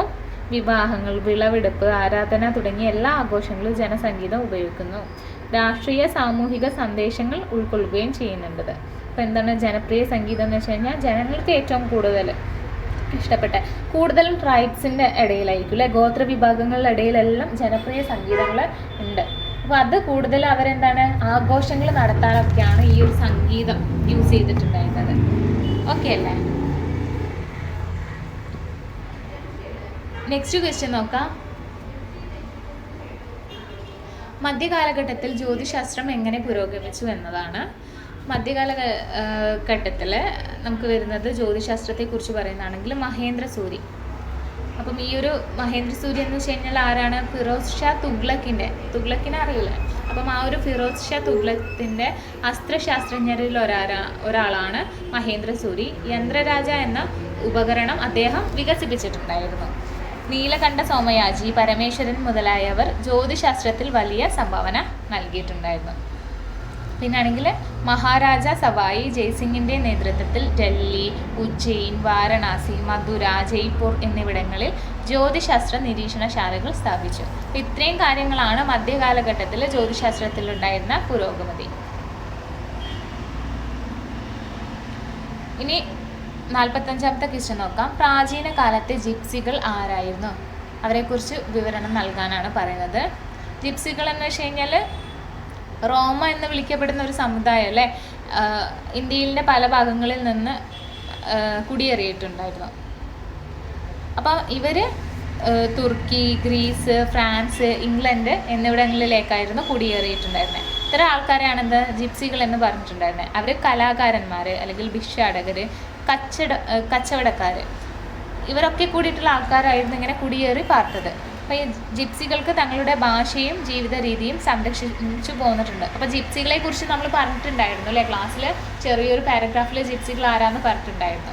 അപ്പോൾ ഇവർ എവിടെയാണ്? ഇന്ത്യയിലെ പല സ്ഥലങ്ങളിൽ നിന്നും മാറി തുർക്കി, ഗ്രീസ്, ഫ്രാൻസ്, ഇംഗ്ലണ്ട് തുടങ്ങിയിട്ടുള്ള സ്ഥലങ്ങളിലേക്ക് കുടിയേറിയതാണ്. അപ്പോൾ ഇവർ കുടിയേറ്റക്കാരാണെങ്കിൽ കൂടെ അവിടെ എത്തിക്കഴിഞ്ഞിട്ടും അവരുടേതായിട്ടുള്ള ജീവിത രീതി തന്നെയാണ് സംരക്ഷിച്ചു പോന്നിട്ടുണ്ടായിരുന്നത്. പുതുതായിട്ടുള്ള കാര്യങ്ങൾ അറ്റംപ്റ്റ് ചെയ്യാൻ നോക്കിയിട്ടുണ്ടായിരുന്നില്ല അവർ. ഇനി 46ാമത്തെ ക്വസ്റ്റ്യൻ എന്ന് വെച്ച് കഴിഞ്ഞാൽ പുതിയ മതങ്ങളായ സിക്കിസവും സൗരാഷ്ട്രിയൻ മതവും എങ്ങനെ രൂപപ്പെട്ടു എന്നാണ്. അപ്പോൾ സിക്കിസത്തിൻ്റെ സൗരാഷ്ട്രിയൻ മതത്തിനെ കുറിച്ചിട്ടാണ് എഴുതേണ്ടത്. അല്ലെങ്കിൽ ഭാരതത്തിൽ ജാതി വ്യവസ്ഥയ്ക്കെതിരെ നടന്ന പോരാട്ടത്തെ വിശകലനം ചെയ്യാനാണ്. അപ്പോൾ ഇതിൽ സിക്കിസ് എന്താണ്, സൗരാഷ്ട്രിയൻ മതം എന്താണെന്ന് നമുക്ക് നോക്കാം. ഫസ്റ്റ് സിക്കിസൻ മതത്തിനെ നമുക്ക് നോക്കാം. 15-16 നൂറ്റാണ്ടുകളിൽ ഗുരു നാനാക്ക് രൂപപ്പെടുത്തിയ മതമാണ് ഏത്? സിക്കിസം അല്ലേ. ഇതിൻ്റെ അടിസ്ഥാന ആശയങ്ങൾ എന്താണെന്ന് നോക്കാം. ഏകദൈവവാദം അല്ലെങ്കിൽ ഏകദൈവ വിശ്വാസമാണ്. പിന്നെ ജാതി ഇല്ല, ആർക്ക് വേണമെങ്കിലും ദൈവത്തെ വിശ്വസിക്കാം ഇവരുടെ ഉള്ളിൽ. സത്യജീവിതം, ദയ, സേവനഭാവം എന്നിവയാണ് ഇവയുടെ മുഖ്യ ആശയങ്ങളായിട്ട് വരുന്നത്. പിന്നെ ഗുരു അർജുൻ ദേവ് ആദിഗ്രന്ഥ് രചിച്ചു.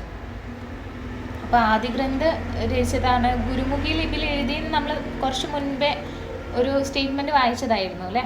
അപ്പം ഇത് സിക്കിസത്തിൽ ഉൾപ്പെട്ടിട്ടുള്ള ഒരു കാര്യമാണ് നമ്മുടെ ഈ ഒരു ആദിഗ്രന്ഥ് എന്ന് പറഞ്ഞത്.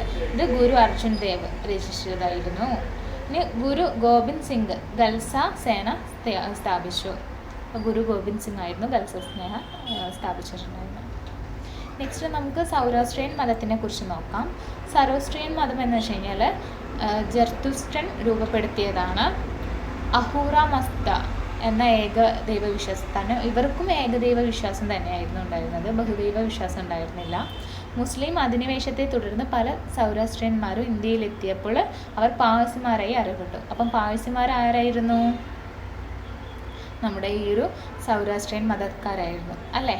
ഈ ഒരു സൗരാഷ്ട്രിയൻ മതത്തെക്കുറിച്ചിട്ടും ഇന്ത്യൻ കൾച്ചർ ആൻഡ് ഹെറിറ്റേജിൻ്റെ ഒരു ചാപ്റ്ററിൽ നമ്മൾ പറഞ്ഞിട്ടുണ്ടായിരുന്നു. ആ ഒരു ക്ലാസ്സസ് ഒക്കെ കാണാം. ഇനി നമ്മൾ ജാതി വ്യവസ്ഥക്കെതിരായിട്ടുള്ള പോരാട്ടമാണ് ഓർക്കിസ്റ്റിന് വന്നിരിക്കുന്നത്. അപ്പോൾ അതിൻ്റെ ഉത്തരം എന്താണെന്ന് നോക്കാം. ആദ്യമായി രാഷ്ട്രീയത്തിലും സമൂഹത്തിലും ജാതി വ്യവസ്ഥ ചോദ്യം ചെയ്യപ്പെട്ടത് ബുദ്ധ-ജൈന മത സംവിധാനങ്ങളിലായിരുന്നു. എവിടെയായിരുന്നു? ബുദ്ധ-ജൈന വിശ്വാസങ്ങളിലായിരുന്നു ജാതി വ്യവസ്ഥ ചോദ്യം ചെയ്യപ്പെട്ടത് കേട്ടോ. ബ്രഹ്മോ സമാജ്, ആര്യ സമാജ്, ശുദ്ധി പ്രസ്ഥാനം എന്നിവ ജാതി വ്യവസ്ഥക്കെതിരെ പ്രവർത്തിച്ചിട്ടുണ്ടായിരുന്നു. പിന്നെ മഹാത്മാഗാന്ധി അസ്പൃശ്യരെ ഹരിജന്മാർ എന്ന് വിളിച്ചു. അതായത് എസ്-സിക്കാരെ നമ്മൾ ഹരിജന്മാർ എന്ന് വിളിച്ചിട്ടുണ്ട്. അതായത് സമൂഹത്തിൽ കുറച്ച് താഴ്ന്ന തട്ടിൽ വരുന്നത്. അപ്പോൾ അവരെ നമ്മൾ ഹരിജന്മാർ എന്നായിരുന്നു വിളിച്ചിട്ടുണ്ടായിരുന്നത്. ഭീംറാവു അംബേദ്കർ ജാതി വ്യവസ്ഥയുടെ വിവേചനം അവസാനിപ്പിക്കാൻ നിയമങ്ങൾ കൊണ്ടുവന്നു. ഇനി ഭാരതീയ ഭരണഘടന പ്രകാരം ജാതിഭേദം നിരോധിച്ചിട്ടുണ്ടായിരുന്നു. ഇത്രയും കാര്യങ്ങളാണ് ജാതി വ്യവസ്ഥയ്ക്കെതിരെ ഉണ്ടായിരുന്ന പോരാട്ടങ്ങൾ. ഇനി 47ാമത്തെ ക്വസ്റ്റ്യൻ എന്താണെന്ന് നോക്കാം. മധ്യകാലഘട്ടത്തിൽ പേർഷ്യൻ ഭാഷയുടെ പങ്ക് എന്തായിരുന്നു എന്നാണ്. കൂടാതെ ക്വസ്റ്റ്യനായിട്ട് വരുന്നത് മധ്യകാലഘട്ടത്തിൽ തന്നെ മറാഠി ഭാഷയും സാഹിത്യവും എങ്ങനെ വികസിച്ചു എന്നതാണ്. ആദ്യം നമുക്ക് പേർഷ്യൻ ഭാഷയുടെ പങ്ക് എന്താണെന്ന് നോക്കാം. പേർഷ്യൻ ഭാഷയുടെ പങ്കെന്ന് വെച്ച് കഴിഞ്ഞാൽ മുഗൾ ഭരണകാലത്ത് കോടതിയിലും ഭരണപരമായിട്ടുള്ള ഇടപാടുകളിലും ഉപയോഗിച്ചതായിരുന്നു പേർഷ്യൻ ഭാഷ. അമർ ഖുസ്രു, ഫൈസി, അബുൽ ഫസൽ. അപ്പോൾ ഈ ഒരു അമർ ഖുസ്രുവിനെ, അബുൽ ഫസലിനെ കുറച്ച് മുൻപേ നമ്മൾ ട്രൂവർ സ്റ്റേറ്റ്മെൻറ്റിൽ കണ്ടിട്ടുണ്ടായിരുന്നു അല്ലേ, പേർഷ്യൻ ഭാഷ ഉപയോഗിച്ചിട്ടുള്ളവരെ കുറിച്ചിട്ട്. അപ്പോൾ ഇവരൊക്കെ എഴുതിയിട്ടുണ്ടായിരുന്നത് പേർഷ്യൻ ഭാഷയിലായിരുന്നു. അവരുടെ കൃതികൾ, അവരുടെ സാഹിത്യ സംഭാവനകൾ നൽകിയിട്ടുണ്ടായിരുന്നത് ഈ ഒരു പേർഷ്യൻ ഭാഷയിലായിരുന്നു. ബാദനി, ഇബ്നുൻ ബത്താത്ത ആൻഡ് മിനഹാസുസ് സിറാജ് തുടങ്ങിയവർ ചരിത്ര ഗ്രന്ഥങ്ങൾ എഴുതി അല്ലേ. ഇവരൊക്കെ ചരിത്രകാരന്മാരായിരുന്നു, ട്രാവലറേഴ്സ് ആയിരുന്നു. അപ്പോൾ ഇവരൊക്കെ ചരിത്ര ഗ്രന്ഥങ്ങൾ എഴുതിയിട്ടുണ്ടായിരുന്നത് ഈ ഒരു പേർഷ്യൻ ഭാഷയിലായിരുന്നു. അക്ബർ മഹാഭാരതം പേർഷ്യനിലേക്ക് വിവർത്തനം ചെയ്തു. അപ്പം മഹാഭാരതം പേർഷ്യനിലേക്ക് വിവർത്തനം ചെയ്തത് ആരാണെന്ന് ചോദിച്ചു കഴിഞ്ഞാൽ എങ്ങനെ എഴുതാം? നിങ്ങൾക്ക് അക്ബർ ആണെന്ന് എഴുതാം. അദ്ദേഹം നല്ലൊരു റൂളറായിരുന്നു അല്ലേ. ഇനി രണ്ടാമത് മറാഠി ഭാഷയുടെ വളർച്ചയെക്കുറിച്ചിട്ടാണ് ക്വസ്റ്റ്യൻ ഉണ്ടായിരുന്നത്. നമുക്ക് നോക്കാം എന്താണ്. മറാഠി ഭാഷയ്ക്ക് അടിസ്ഥാനമായത് പ്രാചീന പ്രാകൃത ഭാഷകളാണ്. എങ്ങനെയാണ് മറാഠി ഭാഷ ഉരുത്തിരിഞ്ഞു വന്നത്? ദാറ്റ് ഈസ് പ്രാചീന പ്രാകൃത ഭാഷകളാണ് മറാഠി ഭാഷയിലേക്ക് കാരണമായത്. നമുക്കിപ്പോൾ നമ്മുടെ മുൻപേ ഉണ്ടായിരുന്നത് സംസ്കൃതത്തിൽ നിന്നാണ് മലയാളം വന്നതെന്നൊക്കെ പറയുന്നില്ലേ. അപ്പോൾ അതേപോലെ തന്നെ പ്രാചീന പ്രാകൃത ഭാഷകളിൽ നിന്നാണ് മറാഠി ഭാഷ വന്നിട്ടുണ്ടായിരുന്നത്. ജ്ഞാനേശ്വർ ഭഗവത്ഗീതയുടെയും തുളസീദാസ് കൃതികൾ രചിച്ചിട്ടുണ്ടായിരുന്നു കേട്ടോ. ഇനി തുക്കാറാം, ഏക്നാഥ്, രാംദാസ് എന്നിവർ ഭക്തി പ്രസ്ഥാന കവികളായിരുന്നു. അപ്പോൾ ഏതാണ്? മറാഠി ഭാഷയിലായിരുന്നു ഇവർ ഭക്തി പ്രസ്ഥാനങ്ങൾ, ആ ഒരു കവിതകൾ എഴുതിയിട്ടുണ്ടായിരുന്നത്. ആൻഡ് ശിവാജിയുടെ ഭരണകാലത്ത് മറാഠി ഭാഷ കൂടുതൽ പ്രാധാന്യം നേടി. അപ്പോൾ ശിവാജി മറാഠി ആണല്ലേ. അപ്പം അദ്ദേഹം മറാഠി ഭാഷയെ കൂടുതൽ പ്രചാരത്തിൽ വെച്ചിട്ടുണ്ടായിരുന്നു. അതുകൊണ്ട് തന്നെ ആ ഒരു കാലത്ത് മറാഠി ഭാഷ കൂടുതൽ പ്രാധാന്യം നേടിയിട്ടുണ്ടായിരുന്നു. 19ാം നൂറ്റാണ്ടിൽ ബാലഗംഗാധര തിലക് കേസരി പത്രം ആരംഭിച്ചു. ഇത് ഏത് ഭാഷയിലായിരുന്നു? മറാഠി ഭാഷ. ഇത് മറാഠി ഭാഷയുടെ വളർച്ചയ്ക്ക് അല്ലെങ്കിൽ അതിൻ്റെ ഉന്നമനത്തിന് കാരണമായിട്ടുണ്ടായിരുന്നു. ഇനി 48ാമത്തെ ക്വസ്റ്റ്യനാണ് വരുന്നത്. ഇന്നത്തെ കാലത്ത് പ്രകടന കലകളുടെ ദാറ്റ് ഈസ് പെർഫോമിംഗ് ആർട്സ് അവസ്ഥയെ കുറിച്ചിട്ട് വിശദീകരിക്കാനാണ്. അപ്പോൾ ഇന്നത്തെ കാലത്തെയാണ് കേട്ടോ പ്രകടന കലകളെക്കുറിച്ച് വിശദീകരിക്കേണ്ടത്. പ്രകടന കലകൾ എന്ന് വെച്ച് കഴിഞ്ഞാൽ എന്താണ്? സംഗീതം, നൃത്തം, നാടകങ്ങൾ എന്നിവയാണ്. ഇത് ഭാരതീയ സംസ്കാരത്തിൻ്റെ പ്രധാന ഘടകമായിട്ടാണ് പറയുന്നത്. നമ്മുടെ സംസ്കാരം രൂപം കൊള്ളുന്നതിൽ എന്താണ്? കലകൾക്കും അതിൻ്റേതായിട്ടുള്ള പ്രാതിനിധ്യമുണ്ട്. ഇനി ഇന്ത്യയിലെ പ്രമുഖ സംഗീത നൃത്ത സ്ഥാപനങ്ങൾ ഏതാണെന്ന് നോക്കാം. ഗാന്ധർവ മഹാവിദ്യാലയമാണ് ഒന്ന്. പിന്നെ പ്രയാഗ് സംഗീത സമിതിയുണ്ട്, കഥക് കേന്ദ്രം, ഭാരതീയ കലാകേന്ദ്രം എന്നിവയാണ് പ്രമുഖ സംഗീത നൃത്ത സ്ഥാപനങ്ങളായിട്ട് വരുന്നത്. കൂടാതെ പിക്മാക്കി പോലുള്ള സംഘടനകൾ കലകളെ പ്രോത്സാഹിപ്പിക്കാൻ വേണ്ടിയിട്ട് ഉണ്ട്. ഓക്കെ, ഇനി ആഗോളതലത്തിൽ മൊത്തത്തിൽ നോക്കുകയാണെങ്കിൽ എങ്ങനെയാണ് ഇന്നത്തെ കാലത്തെ കലകളുടെ ആ ഒരു സ്വാധീനം വരുന്നതിൽ രവിശങ്കർ, അലി അക്ബർ ഖാൻ, അള്ള റഖ ഖാൻ എന്നിവരുടെ സംഭാവന മൂലം ഇന്ത്യൻ സംഗീതം ലോകമാകെ പ്രശസ്തമായിട്ടുണ്ട്. പിന്നെ വിദേശ സർവകലാശാലകളിൽ ഭാരതീയ കലകളുടെ പഠനം നടന്നു വരുന്നുണ്ട്. ഇനി നെക്സ്റ്റ്, ഇന്ത്യൻ നൃത്ത സംഗീത പരിപാടികൾ അന്താരാഷ്ട്ര തലത്തിൽ അംഗീകാരം നേടിയിട്ടുണ്ട്.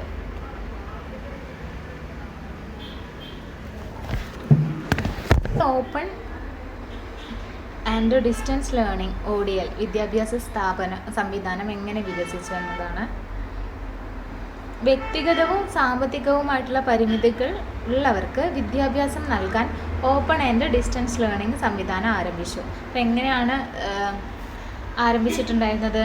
അതായത് സാമ്പത്തികമായിട്ട് പരിമിതി ഉണ്ടാവില്ല, ചില സിറ്റുവേഷൻസ് കാരണം നമുക്കത് പൂർത്തിയാക്കാൻ കഴിയാത്ത രീതിയിൽ വിദ്യാഭ്യാസം മുടങ്ങി നിൽക്കുന്നവരുണ്ടാവും. അപ്പോൾ അവർക്ക് വേണ്ടിയിട്ടാണ് ഈ ഒരു ഓപ്പൺ ആൻഡ് ഡിസ്റ്റൻസ് ലേണിംഗ് സംവിധാനം ആരംഭിച്ചത്. അപ്പോൾ നമ്മൾ ഈ ഒരു NIOS എന്ന് പറയുന്നത് ഓപ്പൺ സ്കൂളിംഗ് ആണ് അല്ലേ. അപ്പോൾ ഇതിൻ്റെ ഉന്നത വിദ്യാഭ്യാസ സ്ഥാപനങ്ങൾ IGNOU ഒക്കെ കേട്ടിട്ടുണ്ടാവുമല്ലോ. ഇന്ദിരാഗാന്ധി നാഷണൽ യൂണിവേഴ്സിറ്റി ഒക്കെ. അപ്പം ഓപ്പൺ സ്കൂളിങ്ങിന് അല്ലെങ്കിൽ അതിന് വേണ്ടിയിട്ടാണ് IGNOU ഒക്കെ ഉള്ളത്.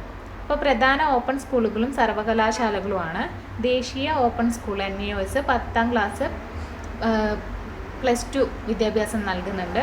ഇനി ഇന്ദിരാഗാന്ധി ഓപ്പൺ സർവകലാശാല IGNOU കോളേജ് വിദ്യാഭ്യാസം നൽകുന്നു. ഓക്കെ, ഇനി എന്താണ് ഇവ കൊണ്ട് വിദ്യാർത്ഥികൾക്ക് പ്രയോജനം വരുന്നത്? സെൽഫ് ബേസ്ഡ് പഠനം എന്ന് വെച്ച് കഴിഞ്ഞാൽ നിങ്ങൾക്ക് എവിടെ വെച്ചിട്ട് വേണമെങ്കിലും നിങ്ങൾക്ക് സ്റ്റഡി നടത്താവുന്നതാണ്. വ്യക്തിഗത ജോലി, കുടുംബജീവിതം തുടരാൻ കഴിയുന്നു അല്ലേ, നിങ്ങൾക്ക് എല്ലാവർക്കും അറിയാം അല്ലേ. ഇത് നമ്മൾ പഠനത്തോടൊപ്പം തന്നെ നമ്മൾ എന്താണോ ചെയ്തിരിക്കുന്ന ആ വർക്കും കൂടെ തുടരാൻ കഴിയുന്നുണ്ട്. ഓൺലൈൻ പഠനം, വീഡിയോ ക്ലാസ്, പഠന സാധനങ്ങൾ, റേഡിയോ, TV പ്രോഗ്രാമുകൾ എന്നിവ ODL സിസ്റ്റത്തിൽ ഉൾപ്പെടുത്തിയിരിക്കുന്നുണ്ട്. അപ്പോൾ ഇത്രയും കാര്യങ്ങളാണ് വിദ്യാർത്ഥികൾക്ക് പ്രയോജനം വരുന്നത്. ഇനി ലാസ്റ്റ് ക്വസ്റ്റ്യൻ ആണ് ഈ ഒരു ഇന്ത്യൻ കൾച്ചർ ആൻഡ് ഹെറിറ്റേജ് എന്ന് വരുന്നത് 15th ക്വസ്റ്റ്യൻ. അതെന്താണെന്ന് നോക്കാം. അന്താരാഷ്ട്ര വ്യാപാരത്താൽ ഇന്ത്യൻ സംസ്കാരം എങ്ങനെ ലോകമാകെ പ്രചരിച്ചു? അതാണ് ക്വസ്റ്റ്യൻ വരുന്നത്. അപ്പോൾ എങ്ങനെയാണ് അന്താരാഷ്ട്ര വ്യാപാരം നമ്മുടെ സംസ്കാരത്തെ ലോകത്തിലുടനീളം പ്രചരിക്കാൻ കാരണമായിട്ടുള്ളത്? അപ്പോൾ നമുക്ക് എന്താണ് ഉത്തരം എഴുതാൻ പറ്റുന്നത്? ദാറ്റ് ഈസ് പണ്ട് കാലത്ത് തന്നെ ഇന്ത്യയിൽ നിന്ന് മറ്റ് രാജ്യങ്ങൾക്കുള്ള വ്യാപാരം വളർന്നിരുന്നു അല്ലേ. പല കാര്യങ്ങളും നമ്മൾ പഠിച്ചിട്ടുണ്ടായിരുന്നു. അപ്പോൾ അവിടെ തന്നെ ഇന്ത്യൻ സംസ്കാരത്തിൻ്റെ പ്രഭാവം നമുക്ക് മനസ്സിലാക്കാം. ഒന്ന് വരുന്നത് ദക്ഷിണ കിഴക്കൻ ഏഷ്യയിലാണ്. Indonesia, Thailand, Cambodia. അപ്പോൾ ഇവിടെ ബുദ്ധ ഹിന്ദു സംസ്കാരങ്ങൾ ആയിരുന്നു. പിന്നെ ആണെങ്കിൽ ചൈനയിൽ ബുദ്ധമതം വ്യാപിച്ചു. നളന്ദ യൂണിവേഴ്സിറ്റിയിൽ നിന്ന് ചൈനീസ് വിദ്യാർത്ഥികൾ പഠിച്ചിട്ടുണ്ടായിരുന്നു അല്ലേ. ഇനി അറേബ്യ യൂറോപ്പ് ബന്ധങ്ങൾ എന്താണ്? റോമൻ സാമ്രാജ്യകാലത്ത് ഇന്ത്യൻ കപ്പലുകൾ വ്യാപാരം നടത്തിയിട്ടുണ്ടായിരുന്നു. പിന്നെ സുരീനാം, കരീബിയൻ ദ്വീപുകൾ. ഇന്ത്യൻ കുടിയേറ്റക്കാർ അവരുടെ സംസ്കാരം എവിടെ എത്തിച്ചിട്ടുണ്ട്? ആ ഒരു സുരീനാം, കരീബിയൻ ദ്വീപുകളിൽ എത്തിച്ചിട്ടുണ്ടായിരുന്നു. അപ്പോൾ ഇത്രയാണ് അന്താരാഷ്ട്ര വ്യാപാരത്തിൽ ഇന്ത്യൻ സംസ്കാരം ലോകമാകെ പ്രചരിപ്പിക്കാൻ കാരണം ഉണ്ടായിരുന്നത്. ഇപ്പം സ്വതന്ത്ര ഇന്ത്യയിൽ എന്തൊക്കെയാണ്? ഫിലിം, യോഗ, ക്ലാസിക്കൽ സംഗീതം, വേദാന്തം എന്നിവ ലോകമെങ്ങും പ്രചാരത്തിലെത്തിയില്ലേ. റീസെൻറ്റ് സിറ്റുവേഷനിലുള്ളതാണ് ഇപ്പം പറഞ്ഞിട്ടുണ്ടായിരുന്നത്. കൂടാതെ എന്താണ്? IT, വാണിജ്യ മേഖലയിലൂടെ ഇന്ത്യയുടെ ആഗോള സ്വാധീനം കൂടി പ്രബലമായിട്ടുണ്ട്. ഇത്രയും കാര്യങ്ങളാണ് അവസാന ക്വസ്റ്റ്യൻ്റെ ആൻസേഴ്സായിട്ട് എഴുതേണ്ടത്. ഇത്രയേ ഉള്ളൂ നമ്മുടെ ഇന്ത്യൻ കൾച്ചർ ആൻഡ് ഹെറിറ്റേജിലെ ചാപ്റ്റേഴ്സ്. കൂടുതലും സംസ്കാരത്തെ കുറിച്ചിട്ടാണ് ക്വസ്റ്റ്യൻസ് വരുന്നത്. കൂടാതെ 2-3 ഭക്തി പ്രസ്ഥാനം എന്താണ്, സൂഫിസം എന്താണ്, പിന്നെ ആ ഒരു സാഹിത്യം ഉണ്ടല്ലോ, ലിറ്ററേച്ചർ, സാഹിത്യകാരന്മാർ, അവരെ കുറിച്ചിട്ടൊക്കെയാണ് നമുക്ക് ഈ ഒരു ഇന്ത്യൻ കൾച്ചറിൽ കൂടുതലായിട്ടും ചോദിക്കുന്നത്. പ്രത്യേകിച്ച് ഡിഫിക്കൽട്ടി നേരിടുന്ന ക്വസ്റ്റ്യൻസ് ഒന്നും വരില്ല. അപ്പം നല്ല രീതിയിൽ പഠിക്കാം, വെൽ പ്രിപ്പയർഡ് ആയിട്ട് തന്നെ എക്സാമിന് തയ്യാറെടുക്കാം. Okay, anyway thank you. ഞാൻ എൻ്റെ ഈ ഒരു ക്ലാസ് അവസാനിപ്പിക്കാണ്.